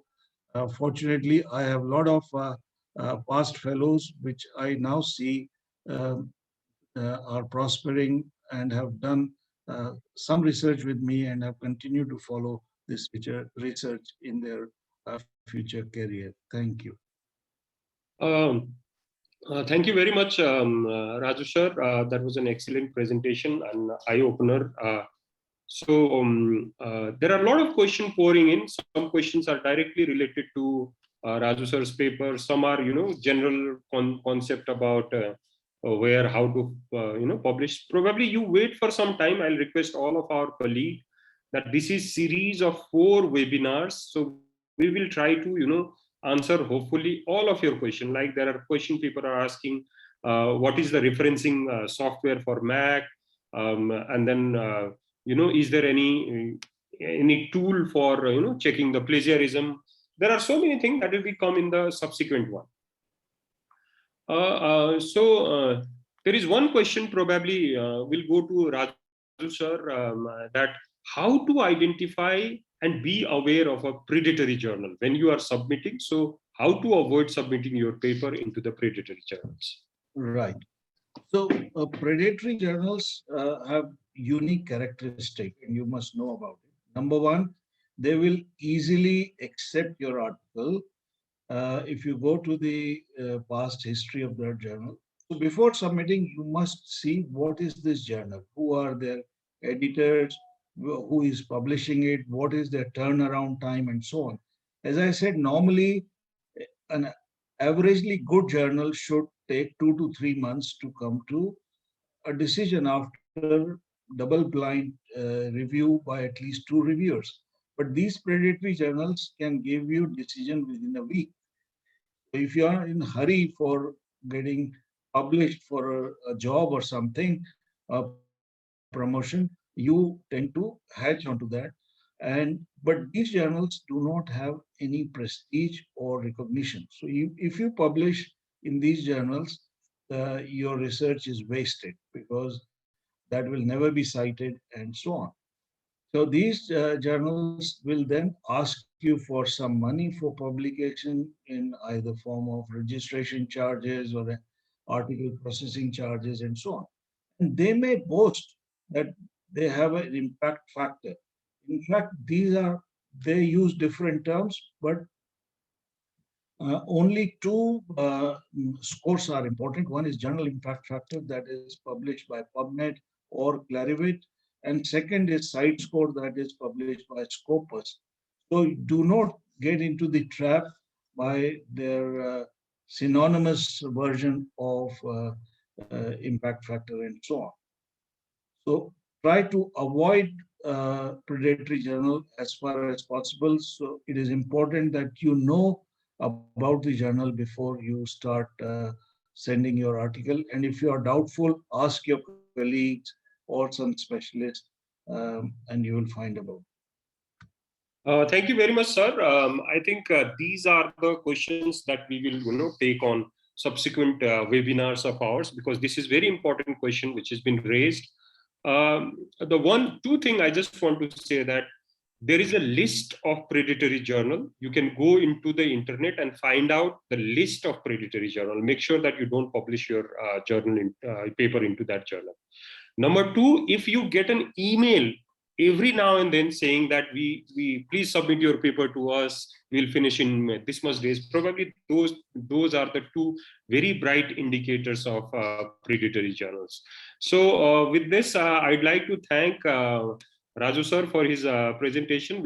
Since we are running short of time, I think we are almost half an hour late by our time, I'll go directly into the discussion where I will talk about few questions which are, it's 10 hours. Few questions which are asked to us. So first of all, I'd like to thank Raju Vaishya sir, Professor Shah, Srinivas, and Professor Ganesh Dangal for accepting our invitation. in this discussion part. I'll try to go very quickly. So here I am the moderator, Dr. Amit Joshi, and I'll ask question. If any faculty have different opinion, can unmute themselves and then put up their vision in very nutshell. So since we are half an hour running behind the time, I would like to request all the faculties to give their opinion in nutshells. So the first question before going to the first question, I'd like to share an event. So we and Jay sir and Dangal sir were involved in this research methodology training since very long, about 10 years now. There was an event. So I was taking a lecture on how to promote research. So how the institution should be promoted, institutional promotion of the research. One officer from one institution asked that our country is very poor, both financially and infrastructure-wise, to afford a real, original, and innovative research. So he said that we cannot do outstanding innovative research.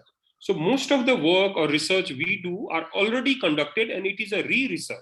So why not to follow the data and recommendation available rather than doing your own research? So this question will go to Raju sir. Is it necessary to do research for each and every orthopedic surgeon in this world? Of course, as you said, if there is already a published research on that, it may not be necessary that you are following the same dictum of clinical care in the same way. There may be a lot of variation. You may have different outcomes compared to already published research. Your population is very different. Your ways of doing things are very different. And that's why it is important that you share your knowledge to the world. I would also like to say here that we always, when we think about research, we think about patients. It is not necessary nowadays to do research on patient and patient's problem, but you can also do a lot of research on by using your pen, paper, and desk, by doing a review of the already published literature for the questions that you may have. For example, is PFN better than DHS for unstable femoral neck fractures? If you are doubtful, you do a systematic review of that particular topic based on the published research, and that is actually quite useful. Thank you very much, sir. Let us listen to the Nepal's perspective. Ganesh Dangal, sir, can you put up your opinion on this regard, please? Thank you, Professor Amit, for allowing us to be part of this very important webinar, and thank you, the leadership of Nepal Orthopedic Association. I second the opinion put forth by Professor Raju. And I think it is sometimes necessary to do research in our own setting. So there might be some differences in the situation also, but we have to have a very solid objective, very solid rationale for doing the research. Thank you very much. Thank you very much, sir. So the concept is research is necessary. And there was in chat box, there was a question that in many a time when you submit your paper, they ask for rationale of doing the research. And the rationale is simple in our part of the world is, since this type of research is not published or not conducted in our country, that is why we are doing this research. Is it a justified answer to the rationale? Srinivas? Unmute, please. Sorry, the last part of the question I missed. So most of the time when you submit your paper to the journal, they want us to explain the rationale of doing the research, why the research was done. So is it appropriate to answer that since this research was not conducted, this type of research was not conducted in our population, that is the reason why we are doing this research? Can it be justified? I think, yes, I think in some conditions it will be justified, especially when the demographics of your population is slightly different, which can have an impact on the output or the results. this justification can be given and is acceptable. So Srinivas, as an editor, when someone gives you justification like this, you will accept that paper for your publication, right? Not for all publications. For some publications, yes, I would accept. Okay, Jai Shah, sir, what is your opinion on this justification of doing a research? Amit, thank you. I think I'll just add, rationale is something different than aim and objective. The rationale has to be, it is beneficial to my population or other population. That is the rational probability. And that is why if it is not published in my country or in my surroundings, then probably this publication will help this kind of population or this kind of target audiences. So that's what is probably the rationale. But not published, yeah. True, sir. But still you think that since this type of surgery, this type of outcome is not tested in our population, still remains the rationale. The writing, how you write, how you explain is different. But this rationale is justified, right? Well, it has to be like this. You have to propose that this might be beneficial because my population is different than other published data. Okay. That has to be there. Okay, absolutely. Thank you, Joy, sir. I think we have answered a question that has been, asked in our chat box. So the another event I would like to just quote here is, I was conducting a research, which was basically a funded research by Nepal Health Research Council. So this was a very interesting research. In this one, we were trying to, understand the education level of driver who are involved in road traffic accident, and compare that education level and various parameters with those who never had an accident. So these were the two groups, and we tried to compare that. And very interesting finding, we found that motor vehicle accident drivers, so those who cause driver, majority of them are younger than 22 years, and their level of education is low. So we recommended that probably more mature people have to be given license to drive a public vehicle, and a certain limitation of the education level also has to be, this was recommended to the Ministry of Health. But unfortunately, this research was not published. This research, they find that this will create certain problem. That is why it was never published, although they use these findings into their decision making, but the research was not published. So again, question to Raju, Vaishya, sir. So what do you think? So all the research we do should be published, or some research should not be published? Well, I think the end point of all research is publication. If you do a research and if it is not published, it is of no use for the world. So try to find a target journal where it can be published. It should have a significant impact or new findings to be able to publish in a good journal. I don't know why your research was not published, because you might not have tried so hard, to get it published in various journal after one rejection or whatever.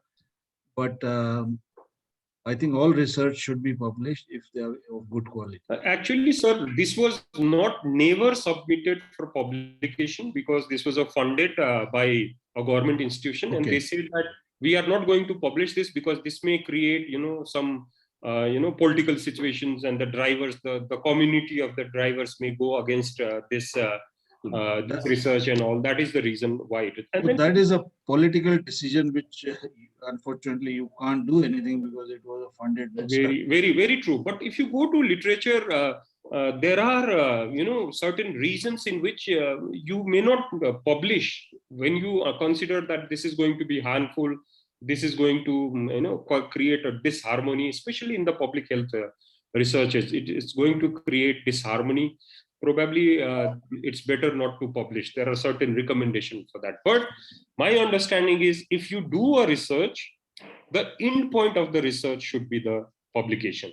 So, but we have to understand certain limitation of this research as well. So this is third evidence. I will ask this question to Srinivas. Srinivas, this is one research probably 2 years ago my fellow started. this was a randomized controlled trial. So eyeballing versus femoral MR for making anatomic femoral tunnel. So there are two techniques which has been used to making a femoral tunnel, and then we tried to analyze which one is more correct way of doing a tunnel. This was a RCT, so there was no RCT published in this one, and this was a very simple one because we do plenty of ACL reconstruction, and it required just a CT scan measurement. So we thought that this is going to be a good one. So we allowed our fellow to go ahead with this research. And then that all these things will require a lot of activities. So we took we registered since a clinical trial requires a registry. We registered in the Nepal Health Research Council. We talked about took a permission of free CT scans so that it doesn't have any burden to the patient. And then finally, we took an ethical approval as well. And when we started doing the research, what we found that when we went to our radiologist, and he surprised us by saying that we don't have a grid software in their computer to measure this or to replicate this measurement. So after working so hard for about 2.5, 3 months to get this research materialized, we had to abandon this research. So the question is how you select your topic. As I said that I encourage to select topic on commonly occurring diseases. So sometime you may find out that the common occurring diseases is also not a suitable topic for research. So Srinivas, how personally you select a topic for your research? Well, I think the aim of research is basically to improve the outcome, my practice, and to improve the patient satisfaction. I agree if work has already been done on a particular topic, what I would do is basically audit my performance against the well-established and published standards. And if I'm up to the standard, then I would try to improve on that further and see if there's anything that I can improve. Otherwise, once you reach that standard, you will be able to usually find areas of improvement. So that is how I tend to look at picking topics for publishing. Thank you very much, Srinivas. So I'll ask Dr. Shah to intervene and say that what mistake my fellow did, so that not other people repeat the same mistake. Yes, sir. Well, I'll just add, like Amit, that any research, first thing we have to see that when you put the title, is it doable in your scenario? Is it feasible? So before, the one mistake we did probably in this research was we did not go into the details like, is it doable, is it feasible in the local situation? Probably that was a mistake probably. Yeah, probably, yes. Thank you, sir. And I absolutely agree that Dipak also emphasized you have to think, you have to plan before you start research. Although my fellow planned everything, but the detailed planning was not there. The feasibility factor was not considered when, taking up this paper. So many people, they go to literature. Yes, Dipak, you want to add? May I just add here? So the question which I raised, that whether you or your team who is doing the research have adequate skill, knowledge, and facilities. The questions which it has to be asked before conducting the research. Question for feasibility. Probably this question, answer of this question is no, because the CT radiologists do not have a grid. So that means we do not have a sufficient facilities or skills or knowledge. So that will probably answer that the planning or the feasibility study or feasibility. Absolutely, Dipak. And this was an example I put forward to emphasize your point of what you were talking about. So probably understanding your infrastructure is very, very important before starting a research. This is another event I'll just like to bring up, for discussion purpose. So Raju sir will take this question. That this was a paper published, and then later on we found out that this was plagiarized, and then we had to retract this paper. So after retraction, one very senior author came to us, very senior, very respectable author came to us, and he says that I did not know how the research was conducted actually. He was just in that department and I was unaware. His junior resident or junior consultant was doing that. They just put my name without informing the details of this research. So the question to Raju sir, will there be any excuse to this gentleman, a very reputed senior surgeon, and how you suggest to prevent this kind of situation? Raju sir? Raju Vaishya sir, I think is either he's muted or Yes, yes. Sorry, I was muted. Yes, sir. Because now he has become party to this crime, he cannot escape from his responsibility by saying that he did not know. Because nowadays the authors have to fill the contributory form, they have to sign it, and the corresponding author has to take the responsibility. And once the article is submitted online, most of the journals send a message to all the authors saying that this article has been sent to us for consideration. If you have any objection, then let us know. So there is no escape mechanism by doing this.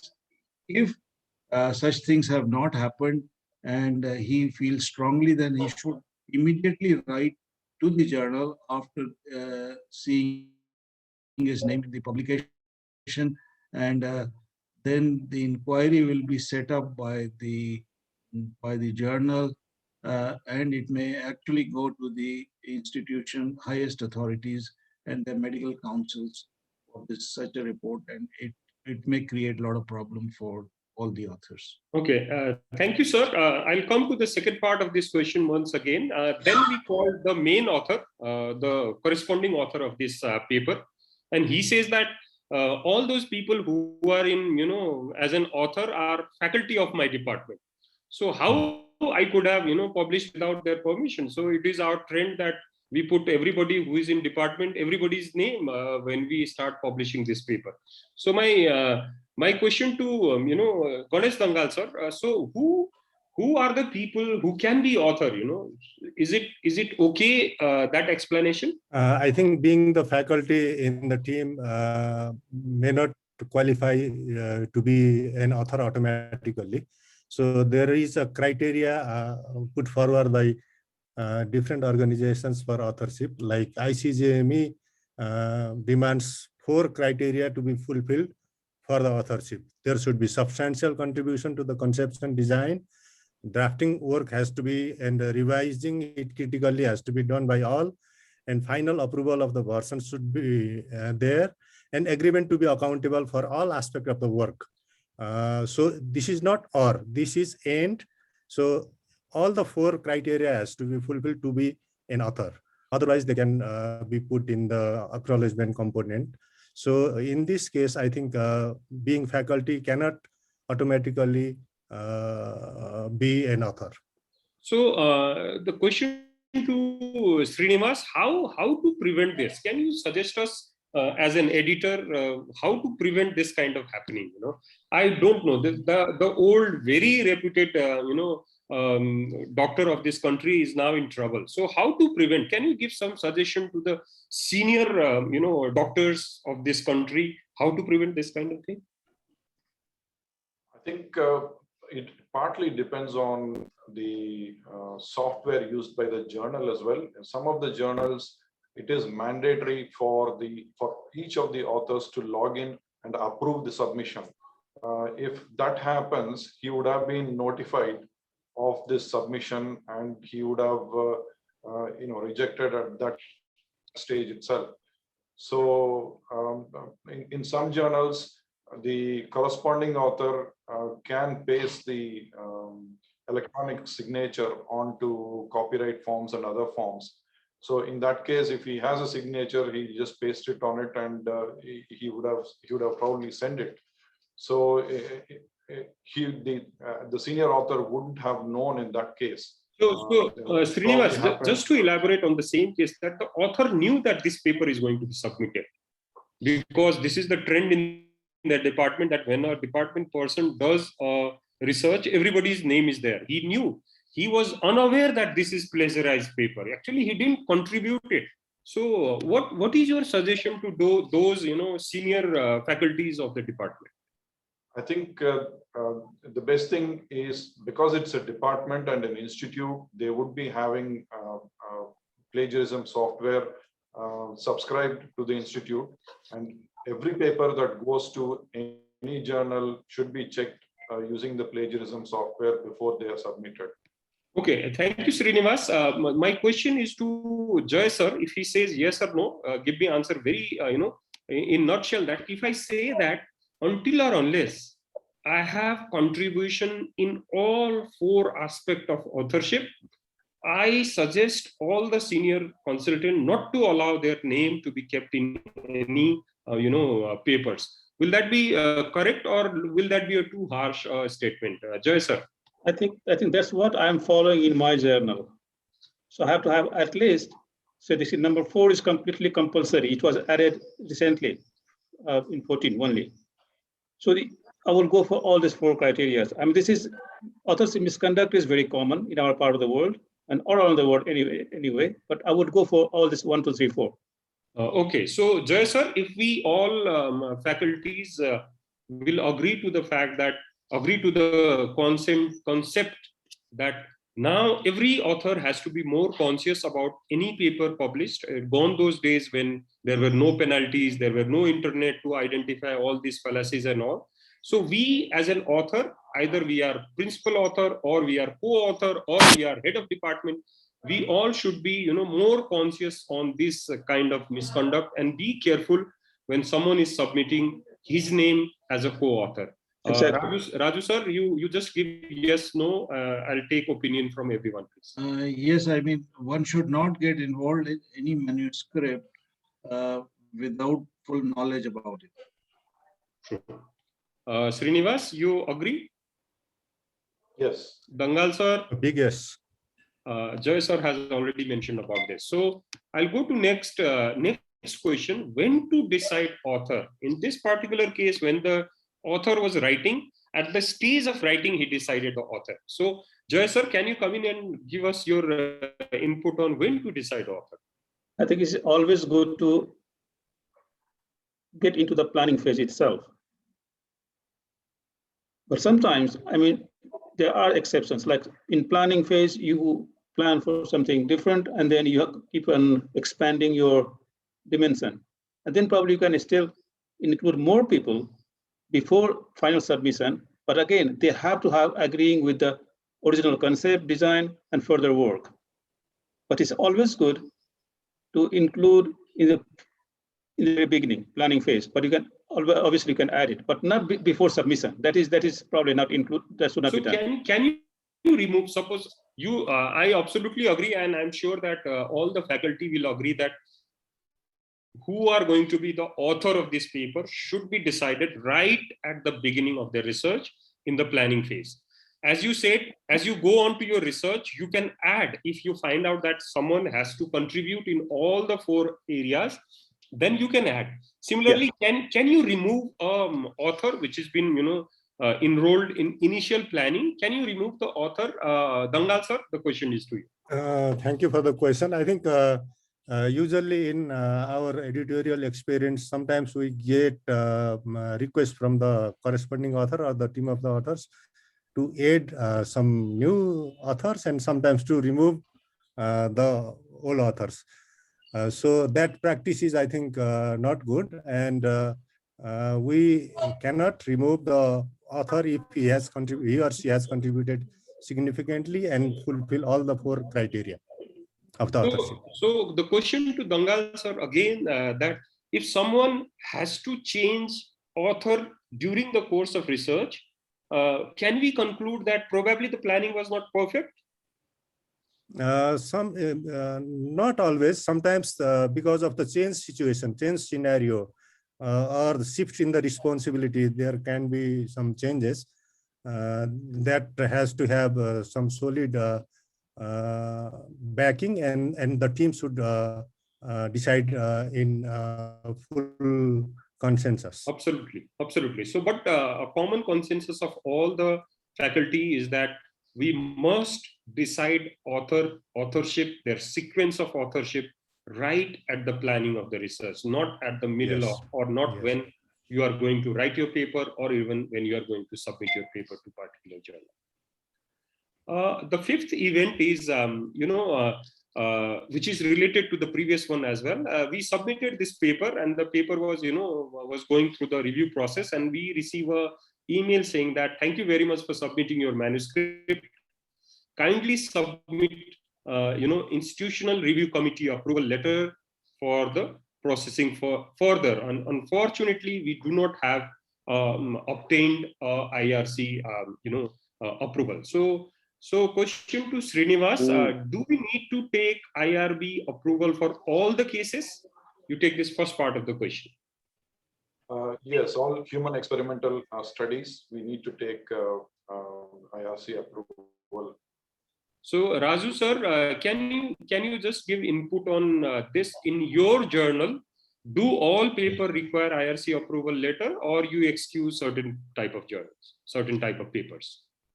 Actually, nowadays it is getting more important and mandatory to have IRC approval on almost all types of retrospective, prospective, and other type of study where human is involved. Although at the moment we are not that strict for retrospective studies, which are observational and do not involve interventions. But certainly if there are interventions involved, and if it is in prospective in nature, then an IRC approval is mandatory. So let's come to listen to the Nepal's perspective. Joy sir, what is your take on this? I think, like you said earlier, all the researchers has to be approved. There are some exceptions. For example, you're doing a review article. The review article can be exempted, but again, if it's systematic review, again you have to register it somewhere. So most of the original article has to be approved. Even retrospective studies, because it involves, even though it's secondary data, still it has to be approved because it can be still identifiable, and the institution where you are doing research, they might be in trouble. So even for retrospective study, we demand it to have approval. So absolutely, if I further elaborate before going to Dangal, so I'll elaborate on this. Different journal has different policies, which has been laid down in their instruction to authors. So probably we have to go and find out. But for a research purpose, whenever the human being are involved, either directly or indirectly, probably a IRB approval has to be taken. That is what our Nepal Health Research Council's guideline says. And Dangal sir, if you agree to that point, can you tell us when to take IRC approval? And is it possible to take IRC approval after you have completed your research? The usual practice is you have to take IRC approval before starting the research. And this is very important even in Nepal. Like we have a very high profile case that I want to share here in this August gathering.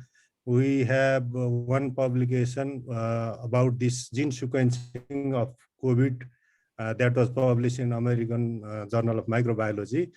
And then there was no ethical approval taken for this publication. And there was a big discussion and dispute. And then this is now at the Supreme Court currently. And the journal is also investigating. So it's mandatory to have IRC approval in all cases. Of course, there are few exceptions, as Joy sir has already mentioned, and we have to take IRC approval beforehand. Absolutely. Is it possible to take retrospective IRC approval? Why I'm asking is because both of you and Joy sir are involved in. This is not the usual practice. You cannot take retrospective IRC approval. Absolutely. That is what I just wanted to emphasize for all our Nepalese colleagues. Before taking up your research, you must make sure that you have taken a IRB or IRC approval. It is not possible retrospectively. So yes. Suppose if you have done so much of hard work of doing the research, and then writing that paper, but ultimately only because you have not taken IRC approval, which is a very simple study, your study is not going to be published, or it should be published in some lesser impactful journal, which will exempt the requirement of the IRC. So this is one point I just wanted to make, that IRC approval. And another thing, this is just a picture of the IRC approval of a survey that we have taken. And you see that this also avoids the previous, complexity that I have mentioned about not knowing what research is being done. So all the co-authors have to sign, the author has to declare, also has to declare that any changes in the process of research conduct, in the methodology and anything, has to be approved, again approved by the IRC. Probably that will also, check and balance mechanism for doing a good research. I will come to Raju Vaishya sir for a very common question asked by our participant. This is the paper that we have submitted. And immediately, after one day, next day morning, I open my fellow actually opened his laptop and gives me a call saying that, sir, our paper was, rejected.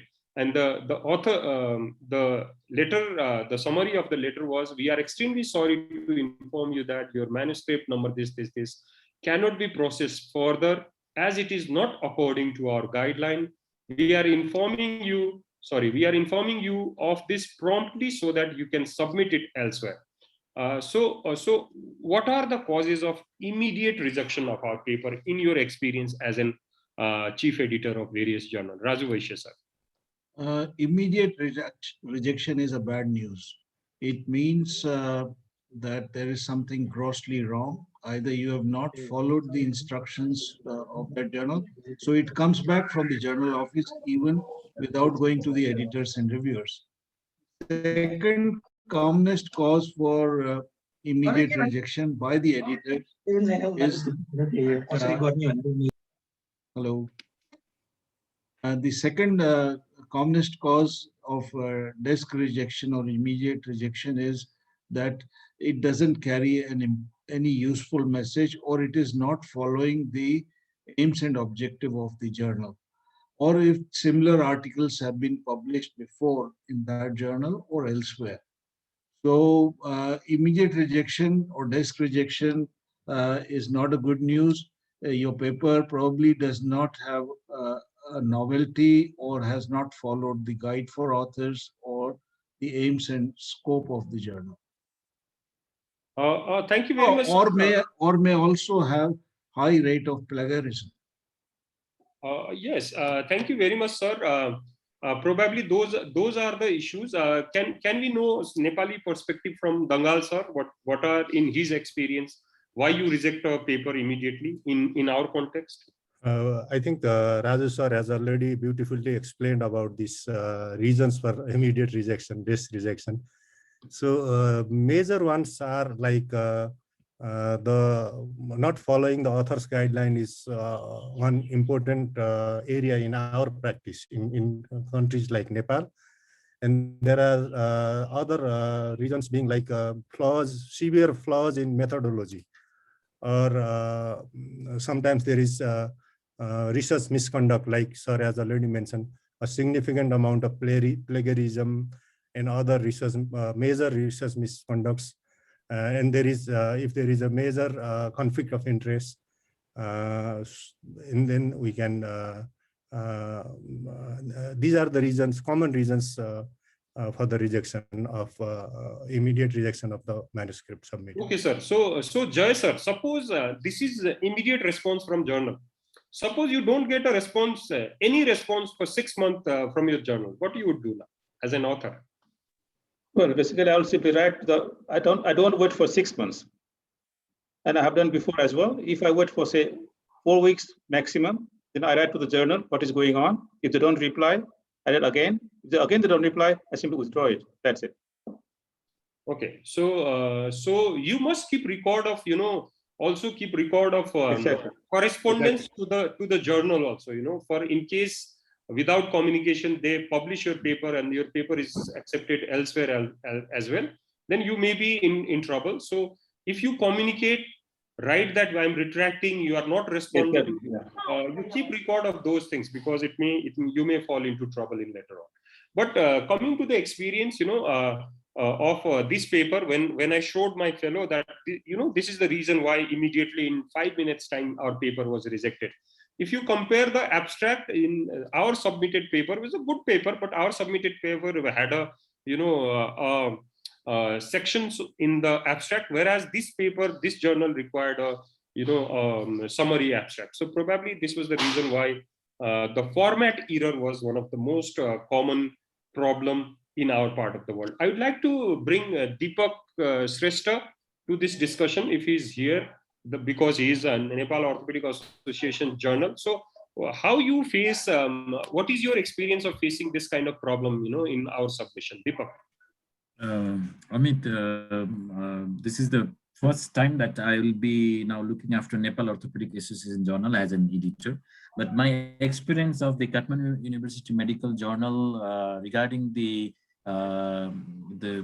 rejection and the first hand at the DEX rejection, usually, as Dr. Raju has already said, that it is by the rejection by the technical team itself. If it does not come into your basic format, he will automatically reject. It will not come to the subject editor or the section editor itself.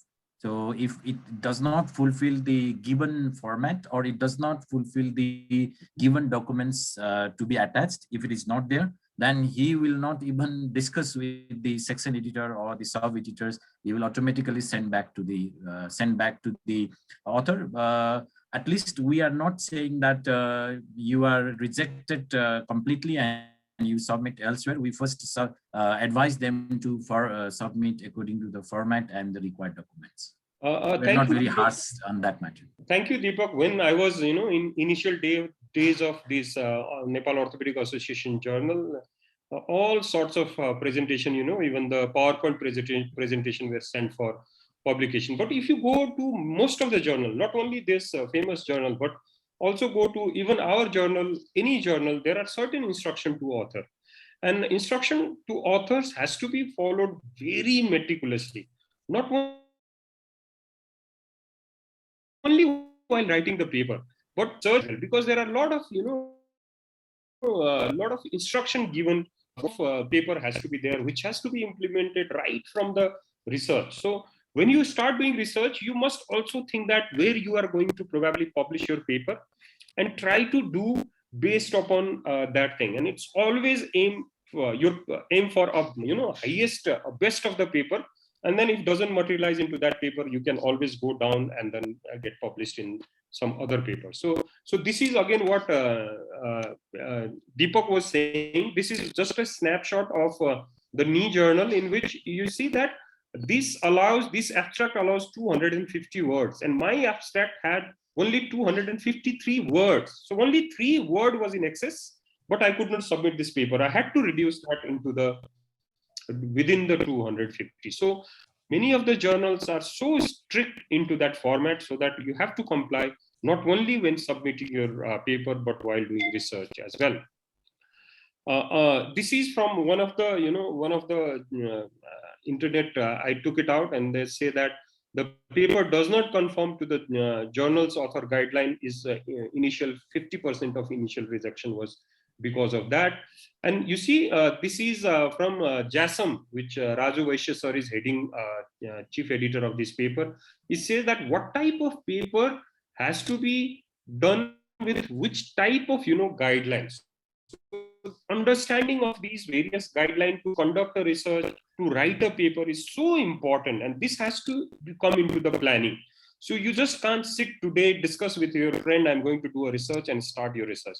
It requires a lots of planning when you start your research only. This is again a snapshot of from a discussion when an editor say that, and I'm sure all our editor will agree that as an editor, I find it insulting when I see a manuscript submitted without paying attention to the author guideline, and I'm sure most editors feels the same way. So do you feel the same way, Srinivas, as an editor?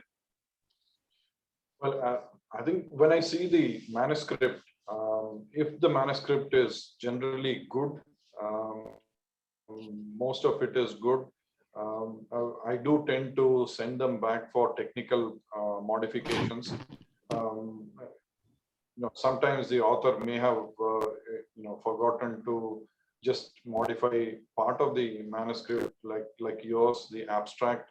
A lot of journals are actually lenient on that aspect. They do send it back for technical modification. If your formatting alone is not up to the guidelines. Most commonly, I see the line numbering and double spacing that is not done by the authors. And they are very useful for review purposes. So we do send them back for doing technical modifications and resubmit the manuscript. We don't reject those type of errors straight away. Thank you, Srinivas. This is, experience of ours also. If we are not having paper enough, the beggars are not choosers. So if we, NOAJ will try to suggest you the modification because we don't have paper. So whatever paper has come to us, we have to try to help the author to modify. But when you go to the high-end journals, probably these journals will not spend so much of time on training the author. What are the modification has to be done? Dr. Raju, you'll agree that high-end journal will reject only in basis of the format error, and probably in Nepal we accept with some modification. Yeah, I mean, it is absolutely correct.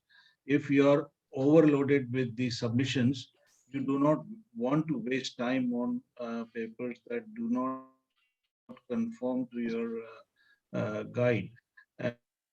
And if there are corrections required, as Srinivas said, we do not reject. Otherwise, we reject. But the authors are also advised at the same time that they can resubmit the article after following the guide for authors accurately.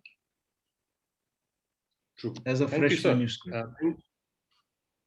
Thank you very much, sir. So this is again, I have left two questions, so I'll quickly go into this question. So this is to Shah, sir. This was the paper again submitted for publication, and under reviewer gives a comment saying that what is the odds ratio of ACL tier in two groups? So, when we started, we have not calculated the odds ratio. So with our statistics, we went to statistician, and to our surprise, he says that you don't have variables to calculate the odd ratio. So I cannot calculate odds ratio for you. So the question here is, do we need to involve statistician in your research? If yes, then when? Jay, sir. I think again, it will depend on your study design itself. If your design demands a statistical analysis, then you should get them involved. If it's a simple descriptive study, number, percentage, etc., which you can do yourself, then probably you don't have to. But the study you mentioned earlier, odds ratio, correlations, all these things, this I think you should get them involved from the very beginning before you collect the data. Srinivas, sir, what you do when you do your research? Do you involve statistician from very beginning? Well, I think if the study needs things like sample size calculations, or as Jesa said, complex statistical calculations, then you involve the statistician right from the beginning, actually. So, Raju, sir, involvement of statistician, does it mean that you are involving him as an author, or you are just taking his opinion? Involvement of a statistician for original research where there is a lot of data should be done at the inception of the manuscript, because you need to have an idea what type of population you should include, and what all data you should include. Number one. Number two, it is not necessary for the statistician to be one of the co-authors. It all depends on you and the amount of work that he or she has done. But surely, if you do not want to include as a co-author, there should be an acknowledgement for their work in the acknowledgement section. The question to Ganesh Dangal, sir. So you are doing a lot of research in Nepal. So what is your practice on when you involve your statistician? Ideally, the statistician should be involved in the research planning process before approval and before conducting the research. And then during writing also, we might need to take their help. But for being an author, they have to fulfill all the 4 criteria set by ICMJ. So otherwise they should be acknowledged, and sometimes we can hire them. But in Nepal, the reality is statisticians are rare specialists. So we need to be, sometimes if it is a very simple study, we ourselves can research and do the statistical work if we are able to do it. So can we summarize that it is always good to involve your statistician from very beginning, take his opinion on your research. If your involvement of statistician is so that it fulfills all the criteria for authorship, involve him as an author.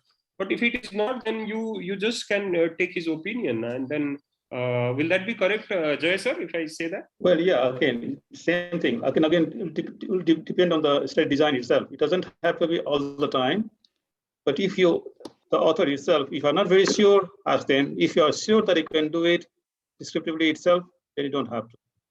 Okay. But if you want to involve them from the very beginning, yes. Okay, thank you, sir. So this is my last,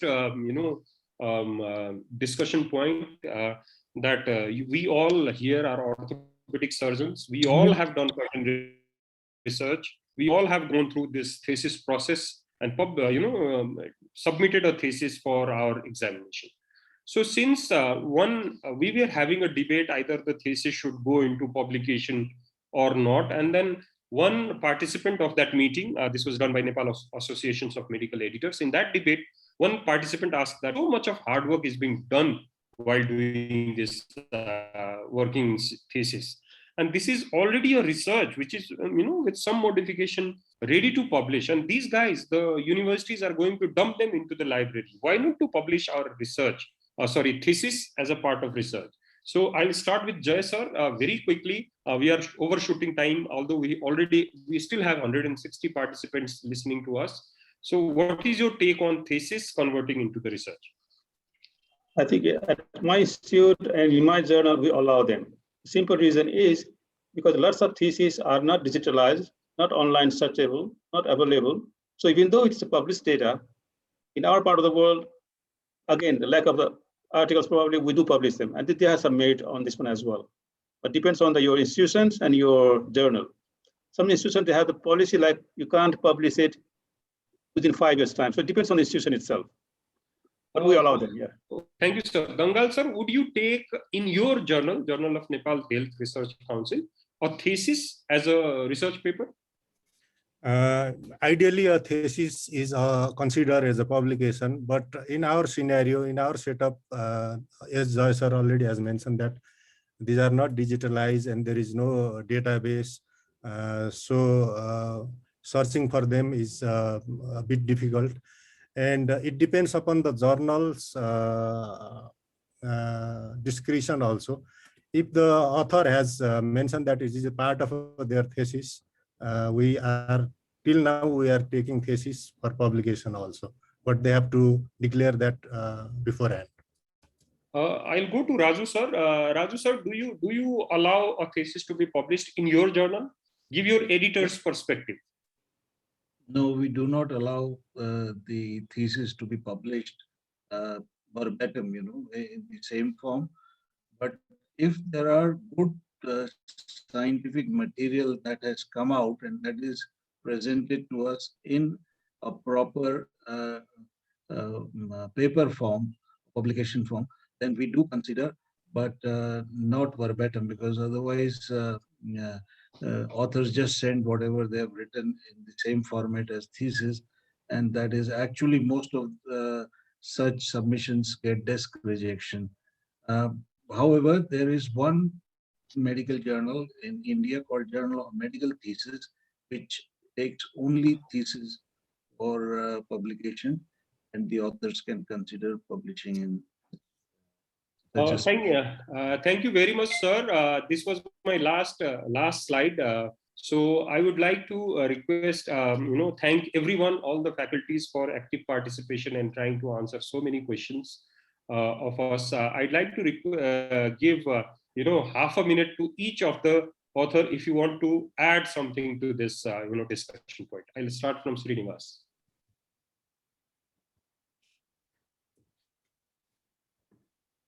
I don't, sorry, which discussion? Any today's discussions, any comments, anything you feel that left out today? It has been a wonderful discussion. Thank you very much for inviting. I learned a lot as well from the discussions and the presentations. The Telegram one was very useful. I'll probably recommend that to some of my friends. Thank you very much again. The Nepal Orthopedic Association, Professor Vaishya, and the President Secretary and Professor Amit. Jay sir, your final comments on any suggestions? Yes, I mean you have done it good job organizing this, and we always learn something different perspective. It may be right. It's not nothing about the right or wrong, but different perspective of the different views probably from the different colleagues. It's a good discussions. Only suggestion would be keep on time. That's it. Thank you. Thank you, sir. Dangal, sir, your final few comments. I think everything has been discussed, and it was a good opportunity for us, all of us, to be part of this. And the topic of the webinar, research for busy clinician, is very attractive, very catchy.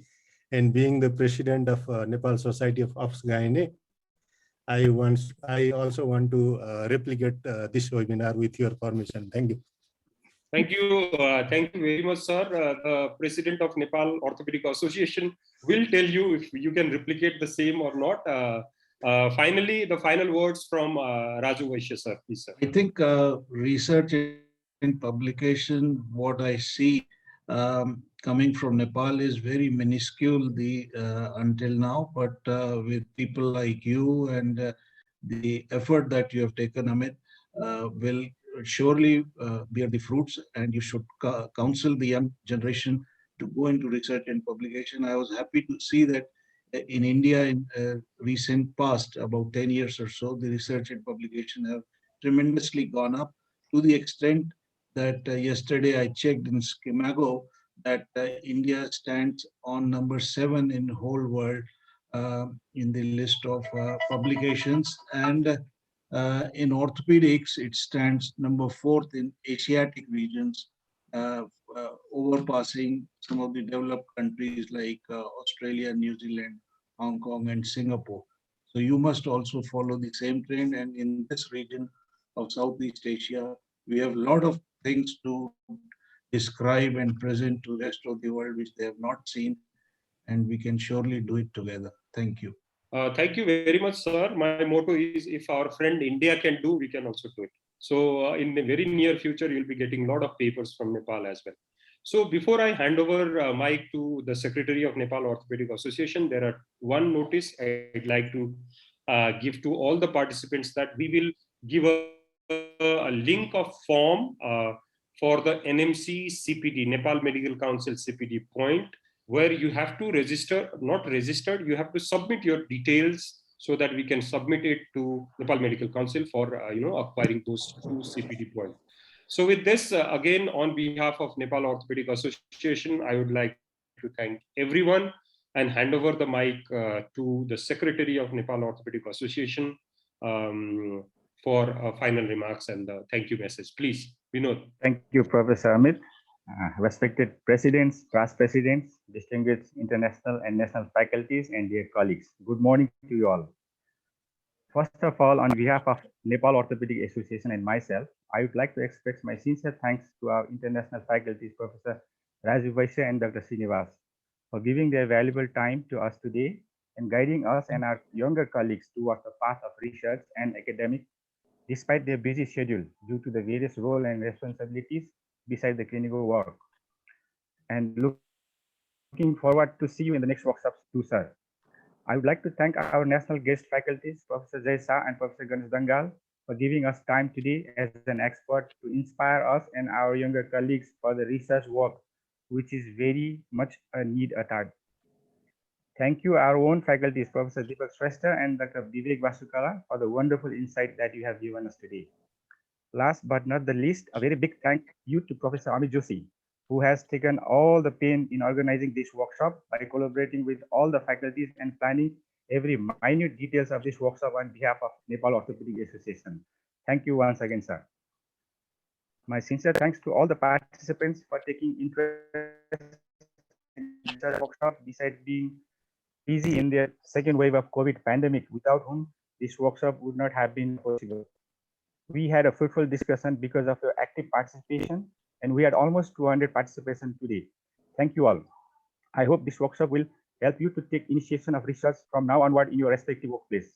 With this, I would like to wish and pray to Almighty God for you and your families good health and well-being during this difficult time. Stay strong and stay safe to you all. Looking forward to see you all in yet another series of research workshop. Thank you so much. Thank you, Binod. At the end, I would like to request Professor Ravindralal Pradhan, the President of Nepal Orthopedic Association, to request on behalf of Nepal Orthopedic Association to all the faculties to spare some time in our subsequent webinar as well. Ravindralal sir, your final words. Thank you, Dr. Amit. Thank you, everyone. I think, like Amit said, this is one of the series of webinars that we'll be conducting in the days to come. And we'll hope to see all the nice faces and all the good discussions that we had today. I think we always talk about the foundation in anything. Today was a great foundation for the webinars to come in the next few months. So I think Professor Vaishya, Dr. Srinivas, Dr. Shah, Dr. Dangal, and all, I think we'll be hoping to see you again in the days to come and be part of our family for more years and for more discussions and for more insights. Thank you very much, Amit, for conducting such a wonderful session. I think we'll all hope to continue in the days to come. Thank you so much. See you someday soon. Thank you. Thank you very much, sir. Thank you, everyone. On behalf of Dipak Shrestha, the Chief Editor of Nepal Orthopedic Association Journal, he's saying that we are inviting articles for all upcoming issues. Please submit your paper. We will not reject only on the format basis. Dipak will help you out in publishing your paper. Thank you, everyone. Thank you very much. Thank you, Raju, sir. Everyone. We'll see you soon in our next meeting. Thank you. Okay. Thank you. Thank you. Bye, everyone.